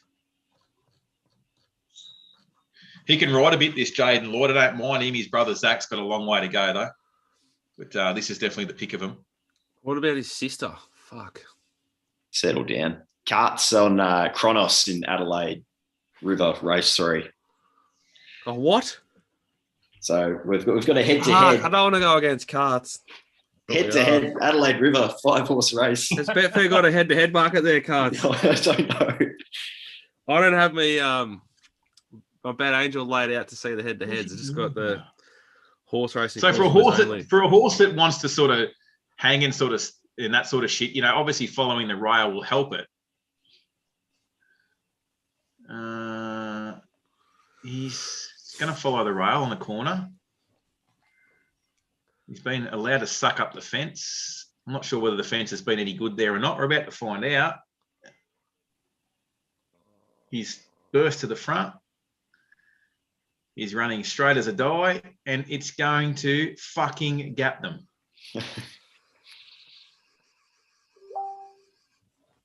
Curls, what's the immediate emotion going through your head right now? You happy because you're right, or you're unhappy because you didn't bet? The ecosystem of like positivity, like the pain of each other gives the other person a laugh, but then it's backed up by positive reinforcement that you're right. That's the key thing. Yeah, you articulated that race really well. You're seeing it very well. Being right, yeah. But we all got some endorphins out via a laugh. You're going to get something out in a second by going, fuck. I like this from Jack. Curls that dog up. Curls is plus 47 units for the sickos with no discipline. Yeah, so for those that don't get my stuff, I sent that the next $2.40 favourites will win. They equal $2.05 on the all up. Please yourself. But anyway, fucking, I don't know.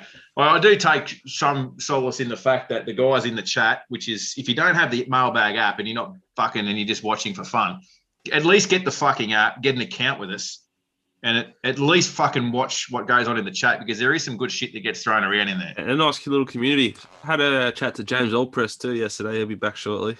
Yeah, how is he? He's all right. Had a bit of stuff going on, but he'd be the captain of the sickos. So my guys were. Captaincy is still yours, James, when you want it. The guys said yesterday, you know, like they want to get numbers, whether I'm setting a bet or not, because obviously we're accountable with our results and we're not tipsters, and we're always, you know, if I send a unit, that's fucking how it is. But they still want to hear thoughts and numbers and processes, because I'm sure most of them would have backed that fucking thing anyway. Yep. Even though I've said no bet, doesn't mean they're not betting. They're here to bet. Yeah. That's the line we tread, I suppose, between someone that doing what we do, I suppose, and betting. I think also by doing doing content, they just want a tip, you know, by doing content for so long and not bullshitting and just talking, having like basically like we are doing now, just a conversation amongst ourselves. There's bits and pieces you pick up as you go that then you might be smarter than us. Like people might like Turk uses our information probably better than we do. Yeah, and he's been doing it for years as well. Here we go, we're away. Carter's in the lead. I'm going to go and mute myself. I'm going to get kicked the fuck out of something. I'll be back shortly. Okay. Oh, I'm just looking at trees. Where's Adelaide River, Roden? NT? Yes, hour or so out south of Darwin, I think. Or south east. All right, so Cartsource Kronos is leading. I'd rather be Carts right now, wouldn't you? Kronos $2.50 and run. We're at $3. Is the best one? Is it last? Yeah. Suck it in the dirt and the dust. Grass track in the NT. You don't see many of them.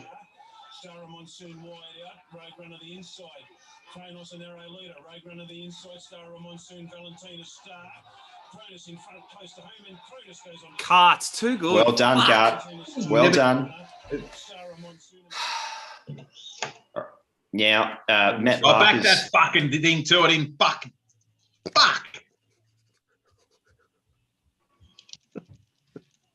But for those looking in the chat room, Barker's throwing out Will Clarken's other best for the day, which is named Ringford's first start for the stable, $8.20 on the fair at the moment. I'm also gonna have just like a fun bet if we're gonna bet into this race. I'm just gonna have enough to not lose on number 8, That Girl, because if that horse knocked us off, I'd lose it mentally. Yeah. Got Rosehill in 4 or so. Beautiful. Oh, run us through it. We sent this morning, Ron Batiga, 650 or something this morning. He actually shortened up, but it's now got back out.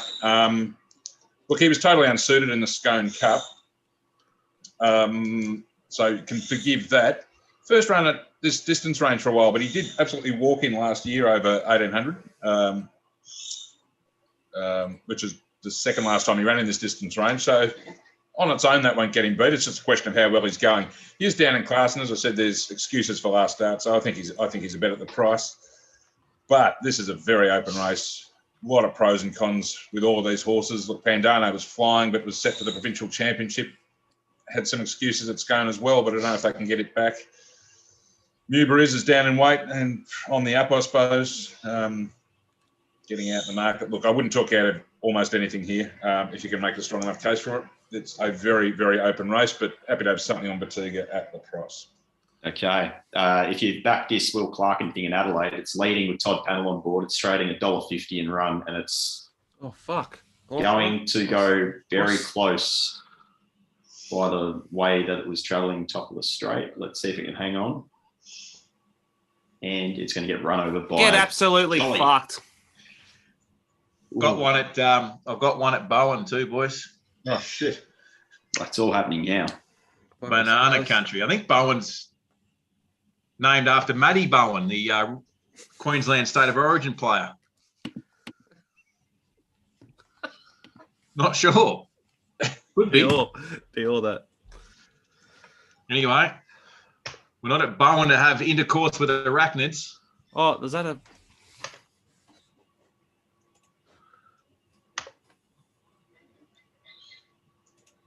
It's $60 the fare. Oh. Yeah, what is in your form that you're $60 at Bowen? Very good question. People on the streets. Was it dead heating with a clerk of the course or something? No, look at they give it a run at Nanango last week. I'll tell you why we're backing this. I'll tell you why we're backing it.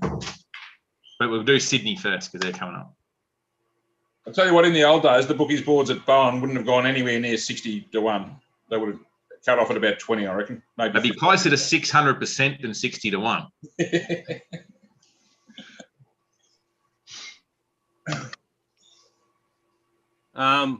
Which Sundays? Cup, I should have known better. Gonna send one at Bendigo. We'll give it a little bit, then we'll back it, okay? Or like we'll talk about it. So jumps in 4 minutes. With a crossover nose.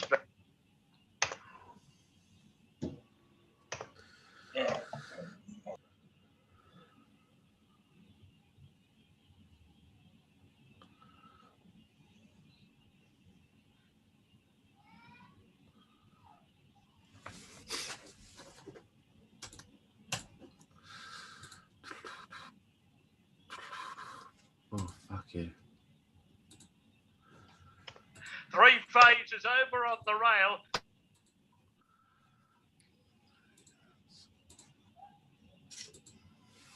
Girls, a few of the boys are just wanting a recap on Bowen, what the bet is at Bowen. Righto. So this is purely like a $5 bet, right? So I don't do the form strongly in North Queensland, particularly that far north. Couldn't even tell you where Bowen is. But there's a horse, number 10, Positive Spin, who some fucking how got beat 4 lengths Renouf at the Sunshine Coast back in the 16th of May.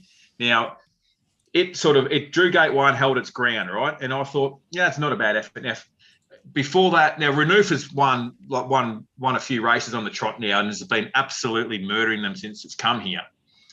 Obviously, going to Bowen, like you're not going to run into anything that's going to be any good for a start. Honest Natalie is $4 favourite and hasn't won since fuck knows when, a long time ago. So these are complete yaks, right? This thing's 50s, 60s. And just off that one run itself, 2 back, if it repeats that performance, it's going to be somewhere near them. I mean, it's got gate 7. I don't know what that means as far as map's concerned, because you never know up there with that level of jock. They'll put the horse wherever they think the horse is going to land, basically. So I just think at the price, I'm just going to have a peanut on it because it's because of that run 2 back.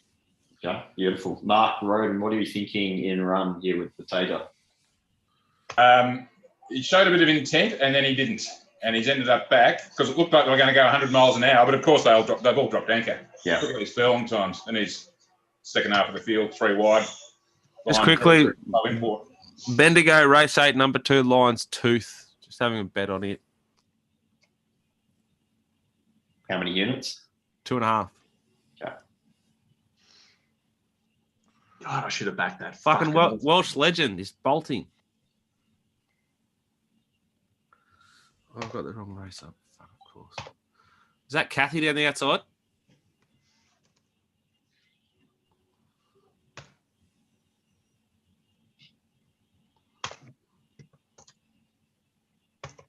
Oh, jeez.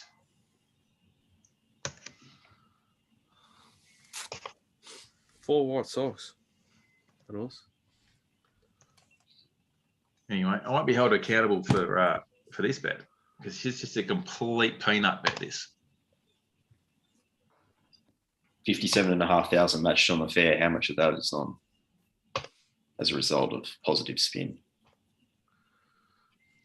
What do we got to do? Sky 2 for Bowen? Yeah. Oh, it's off and racing.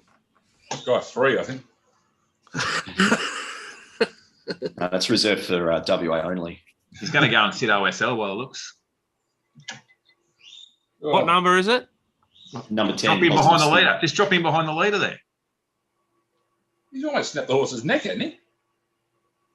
I think the horse wants to go a bit quicker. What are you doing on it? Let it fucking at least take your position behind the leader, you fucking lunatic. Don't tell me there's substandard jocks riding up at Bowen today. Surely not. There's a lot of caravans up there. Yeah, I was just about to say that. What the fuck's going on? Those bananas don't pick themselves, brother. They're not there for the races then. Mate, we've got a stack of pony here at this tent. Yeah, this is nothing. I'm not saying anything. Yeah.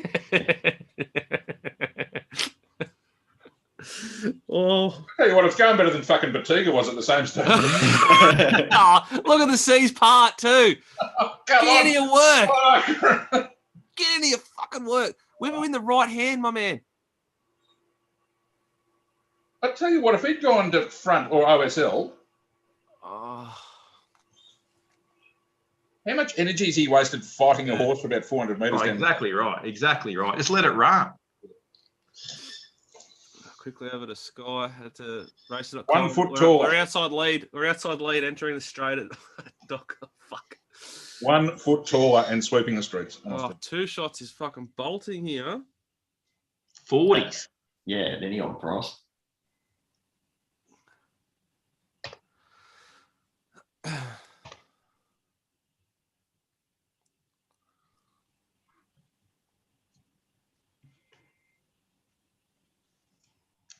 Which one is it? Elton racing. Zara. That's gonna go so fucking close to look. No, fuck. Ink slinger. Fucking ink slinger. Fucking ink slinger. Not a 10th start this prep. I was going to say, Kells have got Eagle Farm race 8 in 6 minutes, but he's not there. But it is the time on Queensland Oaks, the Wallerathon. I don't think he had a lot to offer. No, this was I mean, look, if you were having a look at the last start, Grace and Harmony had pretty strong SP against all the horses that came up against, but I don't think that included Duai. Rush. Duash. He the man. Or Pheasant or something like that. Hit it in my ass.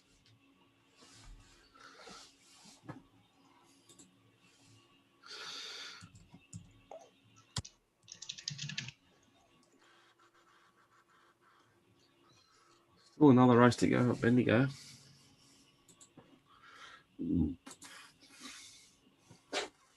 Needless to say, I'll get Belmont race 4 out of the way pretty quickly. No bet. It's a 5-horse field over 2,200 metres. You don't need that in your life. In fact, quite honestly, I basically pen any race in WA that's 1,800 metres or over. 1,800 metres, I might have a look at Ascot because you can get a few little angles there because it starts at Beckett's Gate, that little tricky part at the side of the course. So the map can often play quite an important role.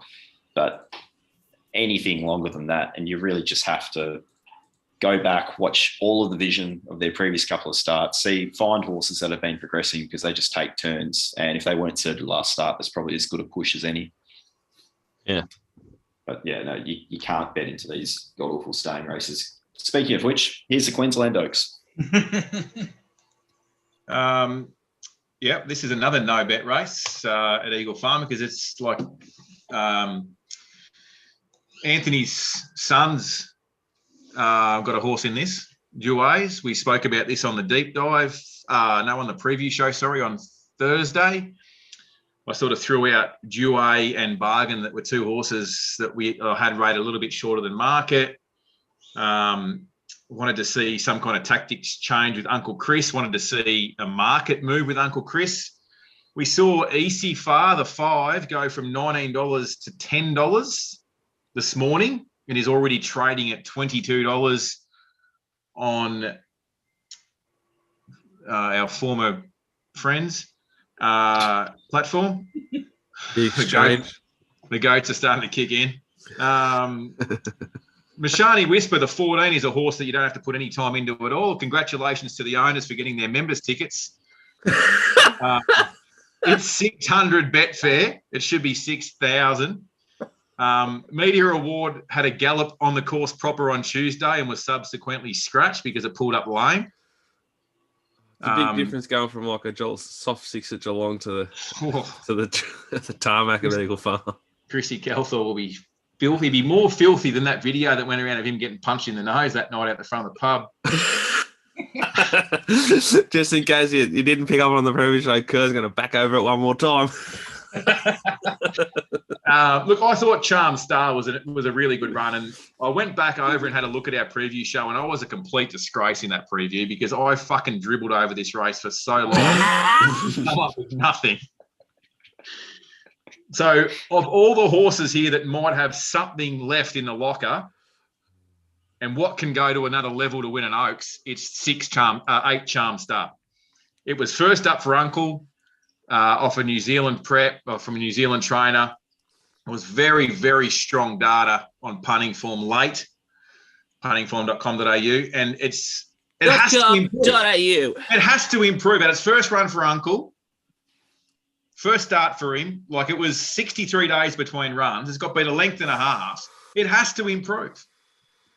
It has to. And if it does make any sort of improvement, and 1.6 lengths is very plausible. It could improve at least 1.6. That puts it in front of everything it raced against last start. And Duay, Anthony's son's horse, is the other one. Remember they're going at 480,000 profit on turnover. Hugh and Anthony's son. Yeah, no. Thanks to punting, 3 definitely runs. It can definitely the horse to beat. Duas ticks a lot of boxes. Yeah. I mean, I haven't bet in the race. I won't because either way, if I'll back one of these horses and the other Wallow runner will win, and then I'll punch the fucking screen and the stream will be over. So it's not worth it. Oh, does it grey you up when the stablemate knocks you off? Geez, it greys me up. And I love Uncle. We know that. So I'm not going to bet. But if a gun was held to my head, I would be Charms. What is it? Charm Star? It is Charm Star. I'd be Charm Star if gun to my head. That's what I'd be having something on. Uncle's having an interview there with Mrs. Opie Bosson. Well, that should take an hour by the time I get through all their horses. It took me 45 minutes to get through the field, and I didn't even know anything about them.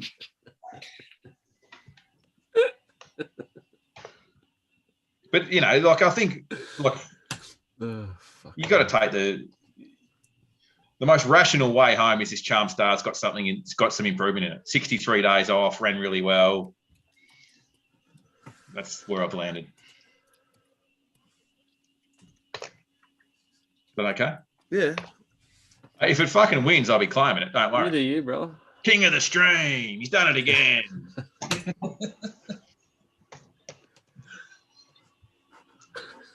Imagine the carry on if that thing had a lobbed at fucking Bowenville, whatever it's called. It's mango country too, Cart said. Pardon? It's mango country, not banana country. Carts lived in North Queensland, I believe. Yeah, he's the smartest man. He's the smartest man I've spoken to. He passed year 12. I think he has multiple degrees in. He told us on the stream one night.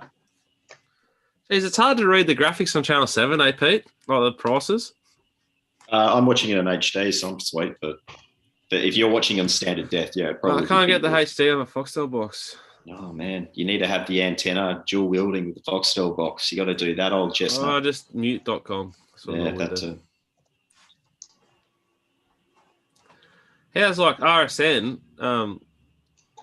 It doesn't even do Newcastle Road. Amazing. They do Devonport dogs on a Tuesday morning. I know that. Duncan Dodoff. That's the tag team, him and James Vandermart over at Healesville. They're probably thinking the same about us. Yeah. Pricks. Wankers talking about accountability all the time. Very articulate communicators, the Cummingses, aren't they? I saw an interview with this young. Who trains this? What happened? Was that Easy Far that knuckled bad at the start there? How did the market know that? You can do that. I have to go to. Well, I thought Easy Far and Ruru would be the ones that Uncle Chris would want to be forward and tempo. Well, Easy Far's gone forward and SP $28. Well, they settled like this previously in the previous race. This is. I tell you what has settled nice and handy today is, which is no shock, is Grace and Harmony. Yeah, despite the fact it just completely drifted like a barge, but for the winning J-Mac Waller combination is back at blind. Amazing statistic on punting format, isn't it? Like you just bet J-Mac and Waller blind and you win long term. It's staggering. Amazing that could happen because, you know, the bloke in the pub could tell you back then. Here comes the Waller stablemate to take on the Waller stablemate who's being handed up to the Waller stablemate. You almost need graphics in run that tell you where all the Waller runners are. They just all highlight for you. Yeah. Yeah. It's just like a blurry mess. Duax should want to be good, wouldn't it? Duax. Duax, is that like second last? Yes. But the tempo was just injected, wasn't it? Yeah, true. Where's J-Mac? Fuck, he's got a fucking lot of horse underneath him, but I'm not Duace. He's going to need a little bit of luck in transit here. He's going to get it. Here he comes. Son of Anthony's got him, hasn't he? Kiss him.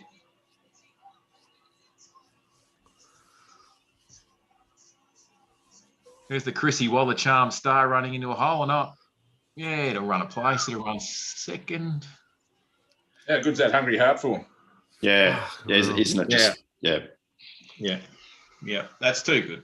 That is, he didn't get the money last week, but two extremely good rides from Hugh Bowman from Wide Gates in the Queensland Classics in 7 days.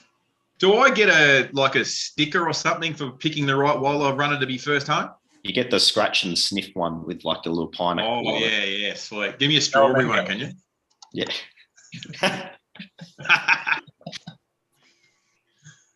Yeah, that's a good effort, Edward Cummings, hey? Oh God, what's They that? can only win. I mean, we can have a laugh and fucking pot their stats and whatever else. I mean, we potted his old man pretty heavily in their statistics of that stable and that, but yeah. Well, what about the G Cummings J H Bowman stats now? It's going to be Is astronomical. that 3 out of 4 or something now? 3 out of 4. It is. Yeah. The pot's on now pot. 7 million%. Yeah. Well, look, it'll be interesting to see what happens now to the market, because what we saw there, I know it's a staying race, but it happens a bit in Queensland, is that like, I think the money will. I'll go look at dynamic odds now.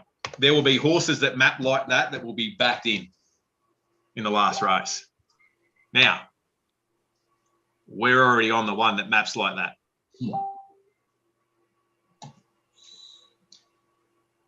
We've got at Newcastle, the Perth race, by the way, we're already on. It was sent this morning. It's the one hit the target who we've had some luck with at Newcastle before, won the Parks Cup last start. How's that for a form line? So are we on it? Yeah, we're on this morning. And when is it? It's next to go, is it? Yep. What about Belmont, anything? No. It's a 5-horse race. We're just watching these. Can you give us a tip anyway? I've fucking got money. Oh, hit the target. Yeah. Oh, it's already jumped. Fuck. What are we on at Newcastle? Sorry, the Parks Cup winner. Number 1, hit the target. The barrier 1's the worry. Nothing's won on the fence, but it leads. So any, please God, two-shiller can get the front and then get to the right spot. Where the fuck's my bet on this horse? Sounds good to me. Don't shit me.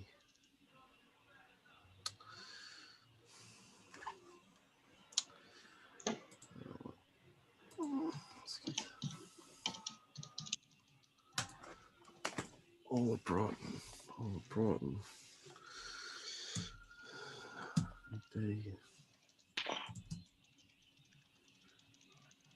Christ.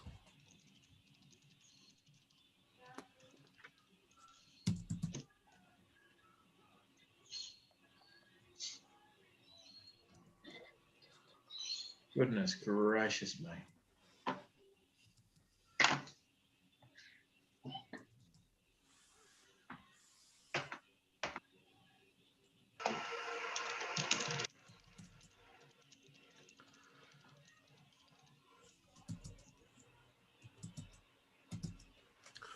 Oh, Sugartown.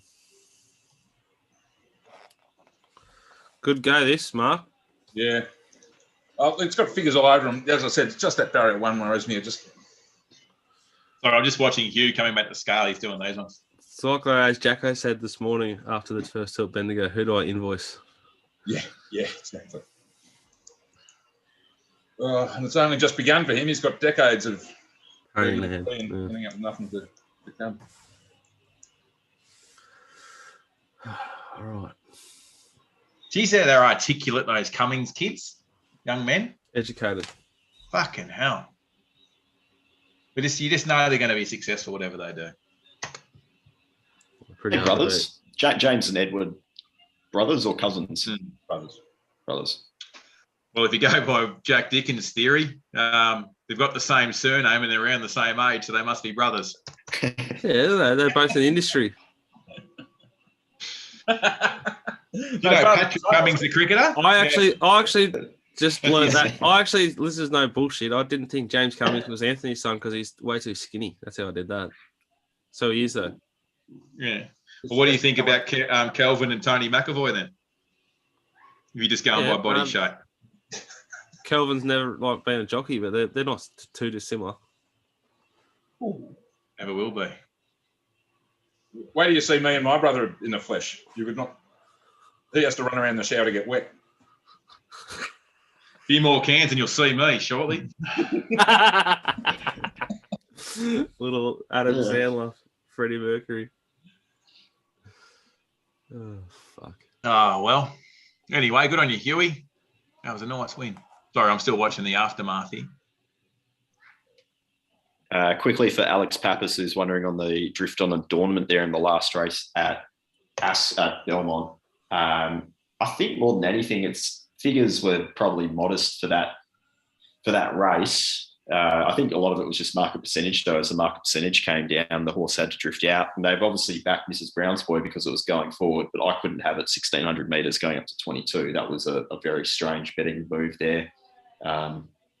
So that's probably about it, to be fair. Good luck here, Mark. Yeah, well, he's fired it out. That's first box ticked.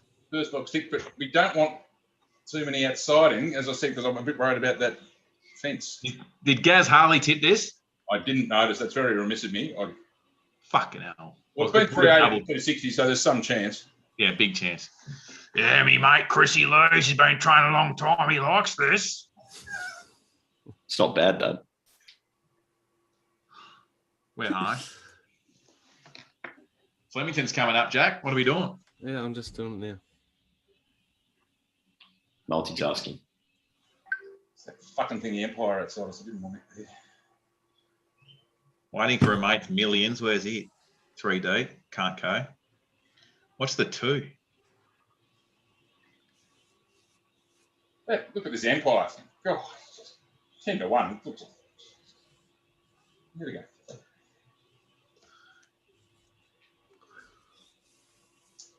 Fuck, it's never fucking off the bit, this fucking thing at $10. $10, yeah. Holy fuck. Who trains it? Oh, was it Widopus? Someone who trains for that syndication joint. All right, Flemington. We got our money out of all Brighton last time down the straight. I don't want to do it again. It was down the outside of the straight, which I think where he'll end up today anyway, but like he was always going to be last start. He's drawn barrel 1 here, so I'm happy to sort of be against him. I marked him $7.50. You can get almost 6s on the exchange right now. I have sent 0.5 units number 3, 0.4 units number 4, and 0.8 units number 9. So that's Yulon Command, Brenland's Trooper, and the Big Easy. Couple of horses at odds. I think this race is really even. I think Curran's right in it. Obviously think the 3 we've backed are right in. I also think Sugartown's right in this race. Even horses like Hot Water, formerly known as now East Shadow, number 12, Lunar Hero and Twisted Fury are sort of backable if you liked them. They're at about a fair price. But yeah, 0.5, number 3, 0.4, number 4, 0.8, number 9. Hope to have you on command up there in the first bunch of them in run. Brenland's Trooper sort of midfield, and the Big Easy thereabouts just behind Brenland's, bringing it up with all of Brighton. Even race, big odds. Hopefully we can strike a blow here. We need one at Flemington. People on the street. As a rule, I want to be on pace today down the straight. Not a like. It doesn't have to be, but I'm tinkering that way, jamming them that way with the pricing a bit. Didn't we discuss this Oshard on the show, didn't we? Yeah, once upon a time, man. More about the Hot Water. Ran behind Written Beauty at Moonee Valley.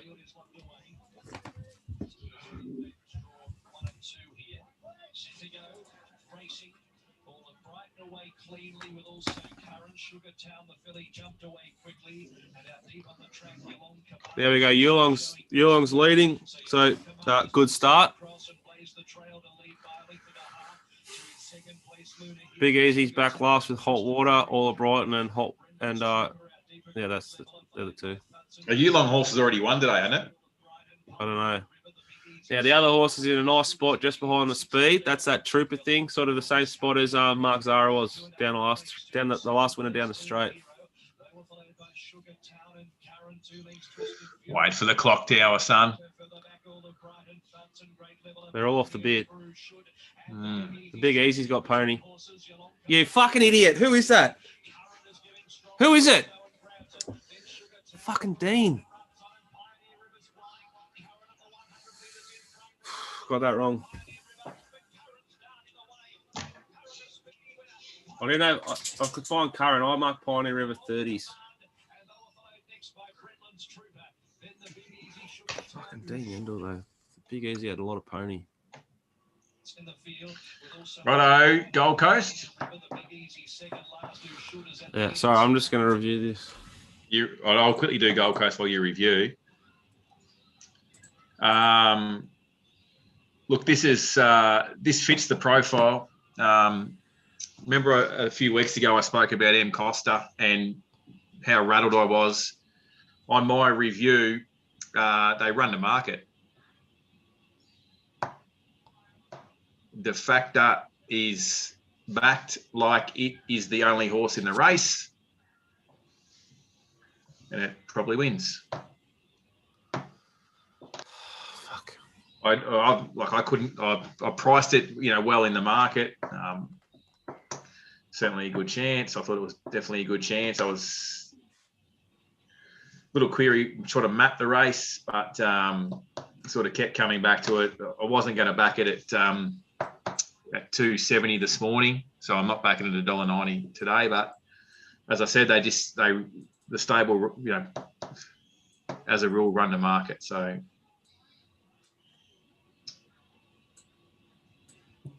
I'm not going to be upset about not backing a $2 winner to finish the day. That's it. How is that supposed to fucking end up there? Like, it's fucking hard to do. Limited. Your kids in the background, Pistol. Fucking man. Yeah. Got to keep him locked up, though. Oh. I've got to go and change a nappy. Well, she still can't lift him. He's a thick, heavy little dense fucker.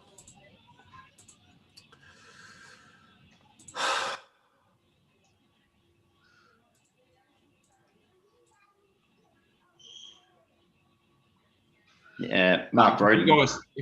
If you guys want to, you guys at like Jack or Pistol, you can look at it too. I didn't even bother doing any further, but how do you find this horse that Costa's on the data?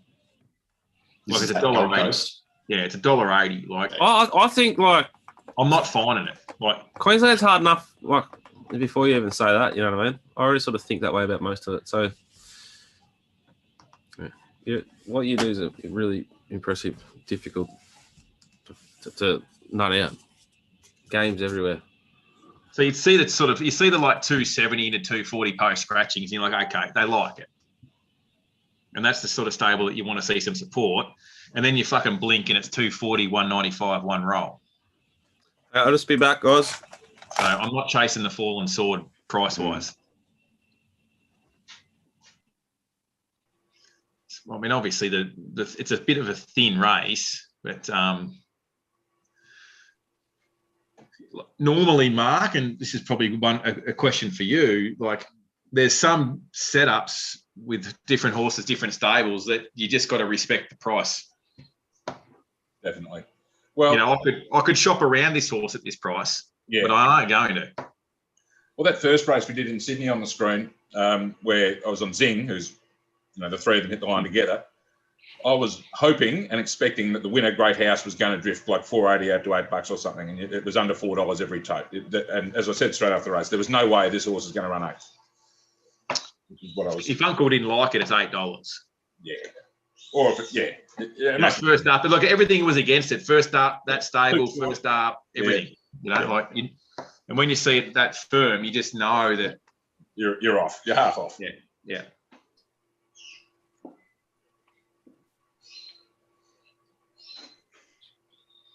This thing's $1.85.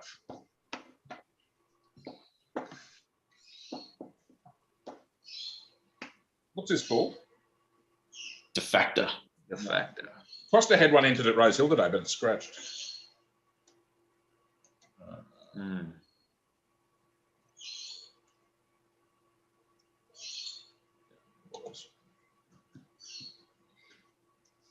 That three's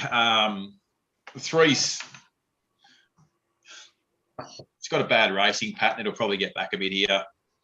It's not legless. But again, I'm not backing against the stable, that stable with that money. This is the last race too at the Gold Coast, which means we have one left at Eagle Farm. Yep, we've got obviously down to the last Rosehill, Eagle Farm, Flemington, and then we'll probably finish off with race 5 at Belmont.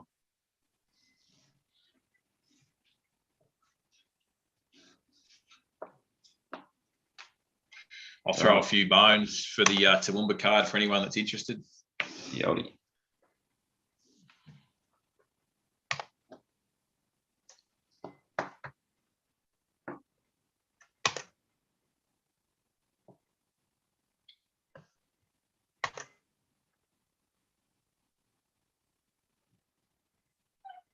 Stradbroke next Saturday in Brisbane. No one will be cheering harder than me because that means it's the end of the carnival. So what it comes after? You've got the JJ Atkins. That's a fortnight after. The Tats Tiara, I think it is. Okay. The last Group 1 meeting of the last Group 1 race of the season. Yeah. But they're sort of they're like pretend group and races. Ipswich, Sunny Coast. Yeah. So this cash, could that be explained by the fact that I was going to go forward and lead? From the gate, I'm saying that they just said, well, we'll take the luck out of this. Yeah. Yeah. Which is what it's done, and it's fucking pissed him. Yeah.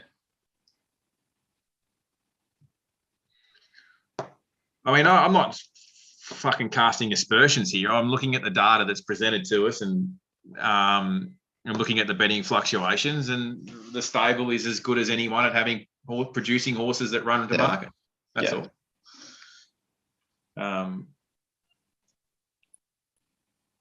That's all there is to it.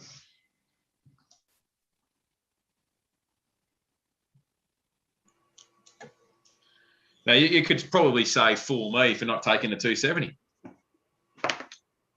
when I priced the race. Did I price the race wrong? That's the question that I'll ask myself Monday morning.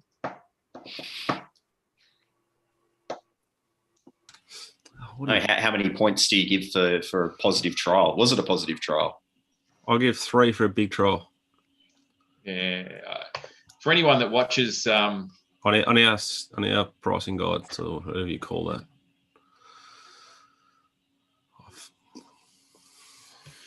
Yeah, not the easiest. Not often letting them off the bridle in the trials, that camp. So, yeah. Anyway. Oh, kill him. Keep your feet, bro.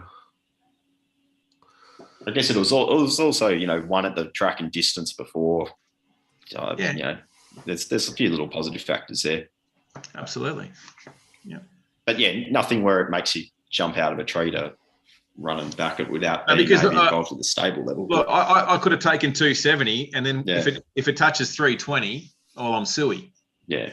I'd rather look at the 270 and then react to the move, but it went to $1.95 in one swing, so I couldn't get involved, and I'm not going to grey up over even money shot.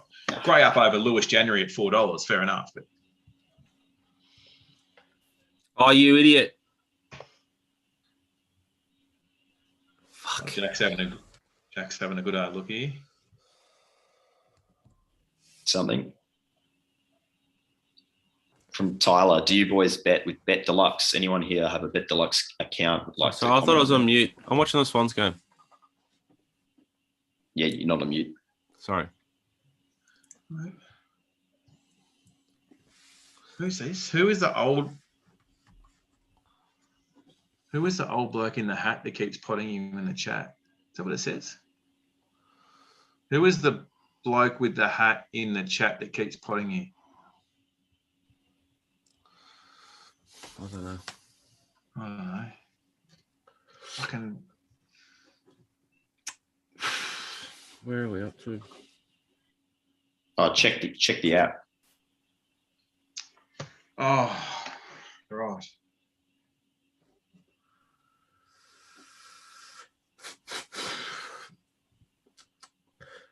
So I've got Bendigo.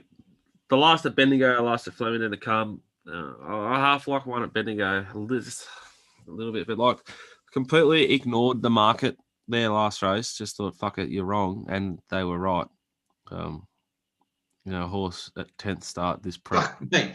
When Maybe I should have clarified, old mate in the hat there. So on suggested bets for the service, we are winning at the Gold Coast. We are winning at Eagle Farm. You're welcome. And we have the cannons loaded at Toowoomba. All the cannons. Fucking whatever. Yeah.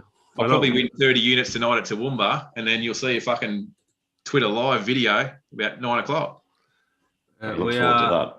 We are Probably recreating how Freddie Mercury got AIDS.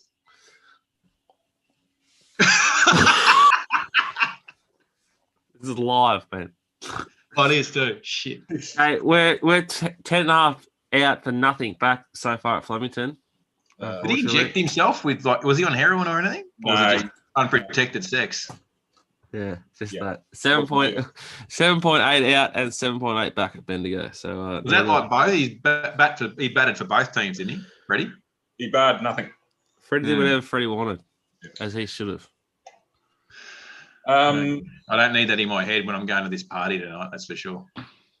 Mrs. Curley's just trying to head in the door and give me the stare. What's Mrs. Curley going as? Because it'll be Freddie and who? Who's Mrs. Curley dressing up as? She's sort of the opinion that that if I've already been drinking today, that she has no interest in being anywhere near me tonight. And smart lady. Yeah, the only data she's got to make that decision off is what, 20 years worth. Just on Rosehill before we go, this is the last at Rosehill. I'm not betting. I've got the same four main chances of the market, and I'm not confident enough. Well, there's not enough price edge and not enough confidence in the map to bet. 12. Was there a horse that you were tipping on the show, or Mark Sheen was? I think he might have been tipping Expat, which has just come back. It was drifting, has just come back in late. It's a likely leader. Definitely a chance. The big early push was for 6 Majestic Shot, who the betting suggests it's going forward from 13. But it's just getting slightly easy as the money now comes for Expat, the 12. And the other chances were 8 Exotic Ruby, who maps beautifully but is a cat, and 4 Starter, who does not map well but was very good first up. So they're the 4. Make of that what you will. And Rob has backed 6 Majestic Shot for 1.8 units, and he's having something small on 7 and 9. Bring the Ransom. That's first up, isn't it? It is. I think Mark Sheen mentioned that as well, didn't he? Yeah, he did. And it went well first up last prep, I think. So second up. It won second, but second up, yeah. Rather than a heavy track first up, then one on the dry second. Yeah. So, what are we on? Rob's on 6 and 7. What are we on? I'm not back at 6. Who's Reece Jones? Did he play cricket for Australia? No, he used to play he won the Norm Smith medal in 1987 for Carlton. Is that Dean's son, Reece? Pray for Mrs. Curls. Is it? Who's Reece Jones? Reece Jones, Carlton. David Reece Jones. That's who I'm thinking of. Fucking thug halfback for Carlton, wasn't he? He won the Norm Smith. He did. 87. Imagine being a forward in those days where the defenders were allowed us to run behind you and punch you in the back of the head as hard as you could. Frightening conveyance, that. He did ride Gravina at good odds for us last week that won by. Okay, I'll back it then. I'll back it then. But he's worth every milligram of his 3K claim at the moment, but he's on the way. Tommy Berry's on Starla for Uncle. It was closest to a bet for me, but it matched bad. Oh. The price is immune, but fuck it. Finishing, buddy. Oh, gee whiz. Yes! You're watching the Swans. 3 points up, 30 seconds to go, and the great man's just milked one. That's what $1 million does. It's just Go, Reese. Reese's Look at just him. put it up. Look at him go. Hello. He's got a party. He's got an 80s theme party to get to after this. He's in a hurry. Oh, now he's going to try and settle it. Oh, is this going to work? Don't settle it. Fuck me. Oh, no, it was almost stopped. Come on, mate. Guys, just before in case I forget, I'm having 1 unit Bendigo race 9 number 10. It's getting out to a stupid price now. Blinkers on. Simon Wild and Joe Bowditch, if you look at your puntingform.com.au webpage, they're extremely profitable combination. Joe Bowditch is very fucking hard to catch, but we'll try. Russian Ronda. Anything in the lockery? Well, Anything in the lockery, Reese? Is it? There is. Anything in the locker There race? is, you know. Go on, son! David. Good boy. Handlebars down. There's no better riding instruction, is there? There is no better riding instruction. Just got to keep it simple. hard to fuck it up. Good little Look at finish that. there. The totalisator. Has Barker got a tip? Has Barker got a tip for us in the next at Morphettville to make it 3 duck eggs in a row or not? Come on, Barker. Give us something. Give us a little half volley outside off. Oh, Millsy, good boy. Come on, mate.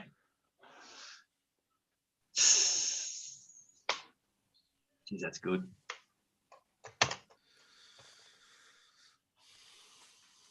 Morphettville. Oh, it's already finished. Fuck, how's me fucking delay here? Eagle Farm's coming up. That's scary. It's fucking not even fucking firm, this. What the fuck? Which horse are you talking about? Our Playboy. All right, Dickens, we've got Russian Ronda at Bendigo, then we're off to Eagle Farm. Yeah, then we're back to Flemington, where they back. Let's have a look at Flemington. All right, good money, Lunar Flare. Solid, steady money. It's basically the main play of the day. It was before we started. So we're on at $7.50, I think. Looks like we might start around $5.50, hopefully. I'm looking at Bendigo, that's why I can't see it. It'll make it a winning day at Flemington and a winning day all around if you can get the job done. Third up, I think it looks like it's ready to do something pretty impressive. The form around of this fifth position's form's strong. The market support's strong. It's been consistently backed. I couldn't get it near the price, and it will not be running with us. I think it's unlikely we back anything else at Flemington, but just see what the market does late. There's a couple that are near our price, but at this stage, it's just going to be all about Mickey D, Graham Begg, and Luna Flair. Let's see if Simon Wild and Joe Bowditch can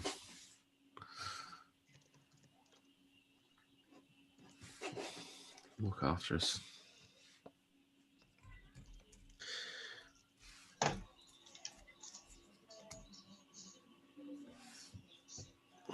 Simon Sayers too, guys, if you're watching at home. Look who's riding it. Linda, she's back. What a woman.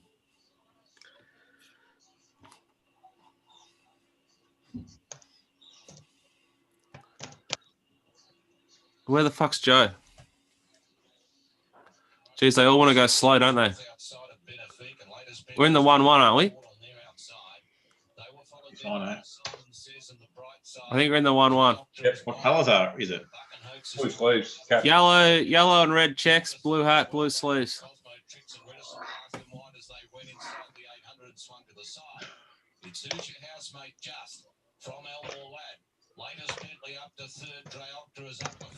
Joe, which one are you going to follow? Stick behind Elmore. Well, we look like we're digging it. Then Benefic back on the inside of Simon Says. Cosmo tricks the bright side last when they swing in. Hang on. Elmore Lad swept to the front here. Russian Ronda gets out to give chase. Come on, Joe. Bentley, Draylock getting into the outside with Redison. Elmore Lad the lead. Don't like this. Try to rally, then Russian Ronda. Nothing's making any ground on Elmore Lad. He's going like a winner down to the 100-metre mark, and he's going to win it all right. Who's your housemate? What price I get that thing?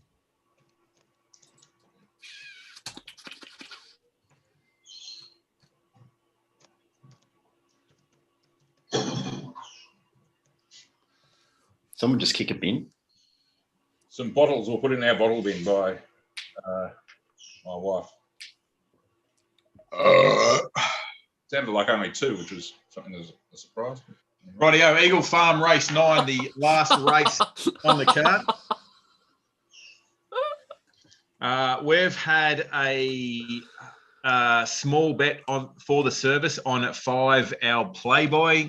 He was the flashing light runner last time out. A lot of these horses raced against each other last start at Doomben. Completely different setup here at Eagle Farm. Obviously, these 3-year-old races, the last time these guys have all met, have been in slowly run races. Everything wants to begin and look for cover. So I'm sort of anticipating that 12 Georgie's Pride is the horse to beat here. It drops substantially in weight for what it's carried on this track, around this distance range in winning its last 3. They'll push on from the gate. It'll lead. It'll certainly give them something to catch. I think it'll inject enough tempo with some other runners that are drawn inside it because it's 13. It's drawn 13. Sorry, jumps from gate 10 after scratching. So it's going to have to go forward. There's going to be some horses underneath it, hopefully working forward to try and get their spot, which I really hope and anticipate that it will help 5, our Playboy, hasn't got a lot of early speed. So I'm just hoping it can just sort of settle. Can we go again at this price? We took $6.50, so it's $7 now. Well, I was going to say this to you. This horse exploded at Caulfield, didn't it? I reckon if you go back to the form, it exploded at Caulfield. I reckon that's the closest track in Victoria to Eagle Farm. Yeah. It did. So I might like the real firm tracks. What I'm trying to say, might get a perfect setup here for it to run a big race. It's going to get a chance to run its race. Tremonto was going good out of the same race as all of these last start. Rocketing by gets blinkers. Tremonto does get concussion plates first time, which was my concern. Money for the 3 here, Mass Destruction. It's a hope. I just didn't know from the gate that it mapped that well. So I just kept coming back to either 12 or 13. 12 leading and being the horse to beat, and the horse to beat it is 5, our Playboy, running it down late. I've backed the 5. I haven't had anything on the 12 as yet. It's sort of drifting in the market a little bit. Oh, not really. I suppose it has eased a little bit since this morning. So I think they're the 2. It's again one of those races. Nothing will shock, and that's why I've staked down at Eagle Farm today. I haven't spent a lot of units, but we've won there for the day, which I'm happy about because it's a tricky time of year to be betting in Brisbane with so many hopes. So let's hope Ben Thompson gives us a good ride and we can get the job done. I'll be pressing again personally.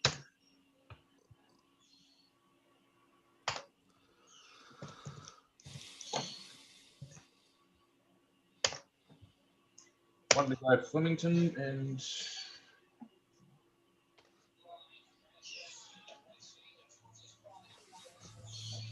got no gate speed at all, this Playboy, has it? Look at it. Fuck me. They're going to all hand up to Georgie's Pride straight away, or is Kisakane going to kick on and try and get the fence first and then hand up? No, it'll cruise straight to the front. It'll be hard to run down.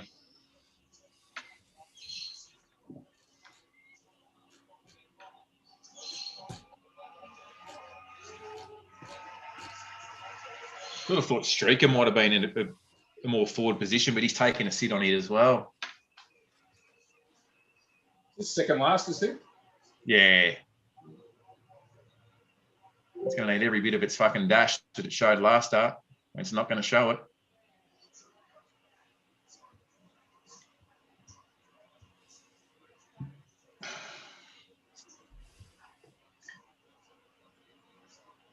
Fuck, I don't even know which one it is. Lime green colours, it can't win.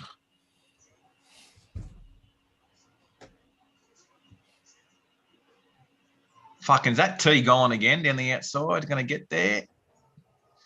That's one. Did Satanta win that? Oh, my God. Did Satanta win that? Don't know, about 6 of them could have. Yeah. Maybe Satanta. Satanta. That's if I had to pick one now, that's what you're saying too, right? Is it? Yeah, outside's one. Yeah, I thought the outside. Yeah. He's gonna get his head up just at the. No, he's got there. He's got it. So what's our play? Like, I can't believe this stable. Like Chris Waller and everyone in Australia, and anyone that was anyone in Australia had a go at Baller, and Waller's and Gollins got it and won 2 stakes races with it. Couldn't win a fucking Class 6 up here. Queensland could well boast the 2 greatest trainers in Australia right now with David Van Dyke and T. Gollin. Well, how does Satanta come up here and do that? That's a fucking amazing training effort. Has he run the Quinella, Gollin? Has Mass Destruction ran second? The horse directly inside him. It has. Yes.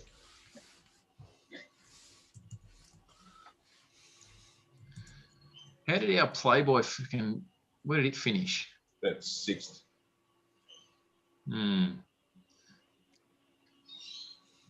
I see Ben Thompson rode it. Is he Jeff Thompson's son?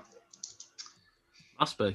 Yeah. Well, Jeff was a 7-foot fucking fast bowler and Ben's a 3-foot fucking horse rider. So it makes sense in Jack's world. That's a disappointing end to that. I fucking hate betting in Brisbane during Carnival. I'm so glad I won for today.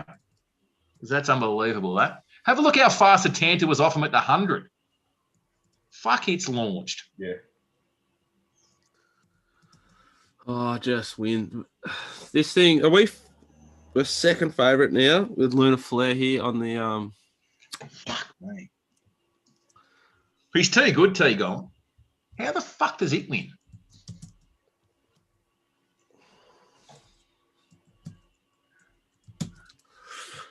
Right, so if you're playing along at Flemington, and you liked, like I could back Excel Man or Vegas Knight. I'm not going to, but they're bettable prices now. But Excel Man's a drifter. Excel Man was blessed. We did this show. We previewed this race actually. Richard Lamming is a big market man and slows down at Flemington too. So with the soft in betting, even though the horse looks to get a really nice run, the way the track's racing, it's enough to scare me off that horse. And Vegas Knight, there's been consistent money earlier. Now soft late gets out to a backable price. I'm happy to risk it because we're on at a really nice price here, Luna Flare. Just hope that we can get it done. Is this the last bet of the stream too? No, I got one more race at Belmont. I'm just going through the market now, but I've got one horse wheel back because other than that, I've got this market pretty much exactly pinned down to my prices. But we're going to bet. We are going to bet. Oh, good. So there's been some big goes in this race. But Maserati Bay's been a bit of a steamer. Fifth position, the steamer of the race. Huge steamer. Luna Flare, steamer. They're the 3 steamers. Royal Crown, drifter. What's a word for drifter? We'll work on that. Yep. Well, Excel Man, friendless. Vegas Knight, friendless, which is what's made them both bets to our prices. Yeah, so there's 3 sort of steamers. 5th position is the gold medal steamer, but we're probably silver medal steamer in Luna Flare. Just hope that we get the fucking gold medal that counts, eh? Day comes down to Mickey D. It must be winter. That's a Grand Syndicate's horse, that Majestic Shot. Fuck, he can find a fucking horse that wins Sam Lyons. Jesus. Yeah. That's a fair comment.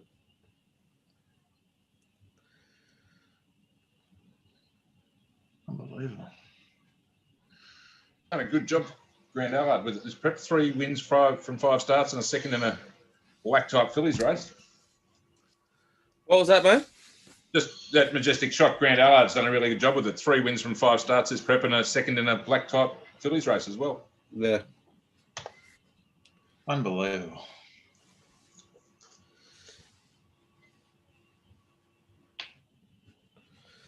you Oh, find that's anyway. I'm not going to fucking just get this off my chest. Honestly, you could have backed the winner, or you could have backed the 6th horse in that race at Eagle Farm. Like, there's fucking no credit to be had there. It's all about the fucking dollars in the bank. Fuck, dead set. Fuck, that pisses me off. Here we go. Lunar Flare time. What colours here? What are we on? Lunar Flare. Oh, yeah, MD from the outside gate. This would be good. Snickerdickle dirty. Blend in, you cunt. Sorry He's for blending. saying. He's one off. There's 3 off. No, he's one off now. Surely. He's fucking taking the thing that far back. He has to be one off. You're like Freddie Mercury used to get one off. 1,450 meters to run. Significance found the top by a length and a half. Declares regularly. Portland Jimmy will box seat. A length and a half. Exelman Vegas Night, and then came Maserati Bay, who's on a limb. She's like given Exelman a peach, hasn't she? God, she is good. Master Chum and Somerset Mormon, then Desert Path. We're back to the fence from 11. From Lamborghini, and then came Lunar Flare. Nerve Not Verve towards the back. Dexter You Devil and Royal Crown whip them in. Significance is the leader. 1,000 meters from home by a length declares war. He's just who's he just let go around him? Nerve Not Verb, $150 shot. They were followed by 5th position. Now he's Fifth, completely fucked. the other steamer in the race. One of the steamers is 3 wide, no cover. The other steamer's inside it.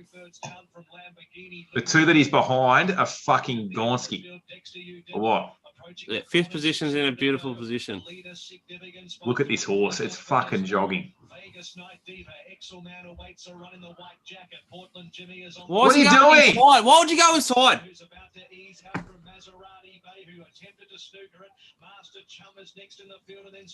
Now he's going to try and get to the outside, is he? Oh, my fucking God. This thing better get a lucky split. Oh, it's fucking bolting.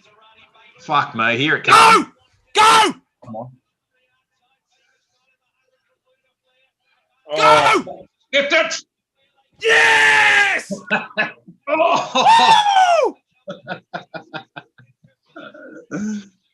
Oh my God. Where was he going? Like, Never ever. like if I'm reviewing that race, I'm saying fucking like rode for luck. Like that wasn't a good ride. No, it was never going to win, was it? Genius. We've got Belmont jumping in 45 seconds. I've backed Amacinus at this current price. I've seen a few people who wanted to know about Long Beach. Long Beach, I had marked $12. So if you like it, look, it's probably worth a small saving bet. Or if you're happy to back it, go for your life. But Amacinus was a really quiet trial. It was breathing fire. It looked like Chris Palmer was trying to break the horse's neck, try and settle it early. It will get back, and that's the concern here. But other than that, there really is no market edge. I can understand why Eeyore Ways has been backed because it's a proper 1,000-metre specialist. We launched Comes a Time last time, and it was heavily backed and got the cash for us just, but I don't really like the setup here. That's probably about it. Express Time, I'll be looking for maybe next start. It's come in a little bit at odds. It's about the right price now. It's maybe slight value. So 1 unit Amacinus, it's trimming up nicely now for us, but hopefully everyone's on around $8 plus for the subs. What's the bet I missed? Can someone tell Richard Simmons II that he's got his fucking keyboard buttons stuck? Like, give it a fucking come on, Richard. Peter, what am I doing? What number? Amacinus in the red and black. This has been a winning set all round today. Unbelievable. Come on, Richard. Give me a fucking spell. I'm going to fucking knock your account off, whatever you call it. What do you call it? Mute it. Do we mute the chat or not? No, we don't, do we? Oh, we just let them go. Well, you do whatever you want. I muted a couple of spammy ones. How are we doing on this source? Can someone give me some volume? I'm on 30 seconds late. What are we on again? I forgot. Red and black. Here you go. Amacinus. Home. Is it? Stick your head out. Come on, Amacinus. Oh, yeah! Hit me! Yeah! Woo! There you How go. good is it? How good's winning? Sorry, Richard, but like, mate, we're busy fucking backing winners here, Richard. We haven't got time for it. Catch up. Okay. Yeah, nice betting, everyone. Congratulations. That's the end of it, isn't it? That's the end. One for the commission pervs, that one. I mean, that was, I think I got $9 when I went again. Like, it's jumped $6.50. Yeah. You know, yeah, there's your 6% commission there. Just get on board with the actual proper mail as it comes in. You'll get more than 6%. Fucking hell.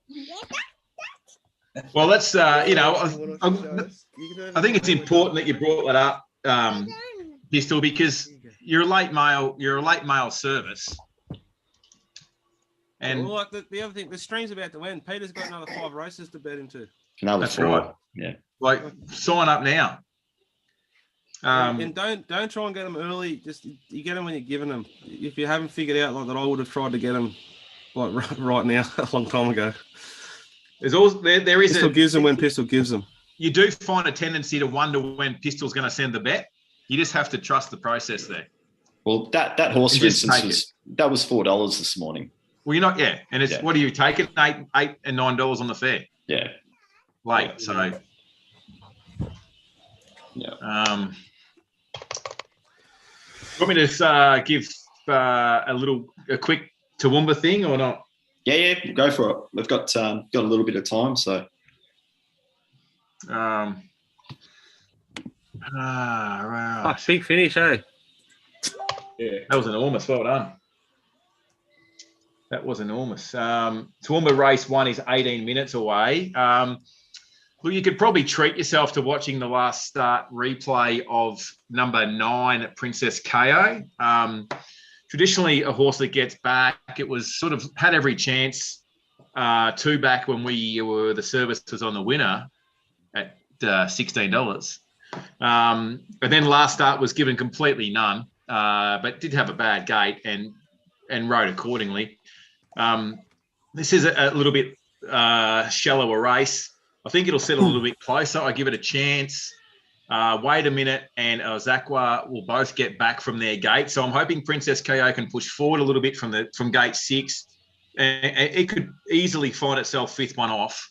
I would rather be on it with a head start than be on Zakwa from the gate and wait a minute when we're looking at prices here, because they'll both give it a head start. So I thought race 1, number 9 was a chance. I haven't sent it as a bet on the service. I want to make that clear, because one thing about Toowoomba and tempos and maps is don't act like you know, because you fucking don't. Because anything's possible with the 3rd tier jockeys on a Saturday at Toowoomba. So that was race 1. Race 2, I think Spending My Time is the best horse. I've bet accordingly. The service has taken $460. It is now $390.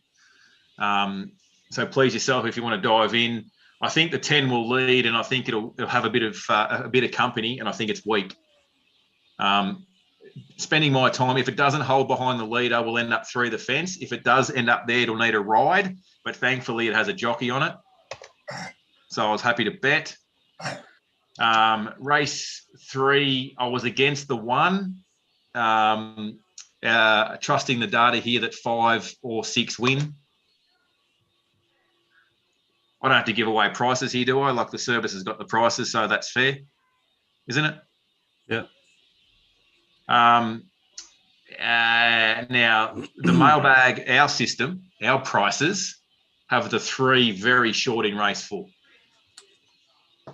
Which is kind of like, with the way we do stuff's aggressive. So yeah, so I can get it there, but at the same time, I also understand that it's a restricted 58 rated 1,850 metre race at Toowoomba. So while you do trust the data, you've also got to massage it a little bit when it gets to these sorts of class of races. So that's the first 4 races at Toowoomba. The service has bet later on a couple, but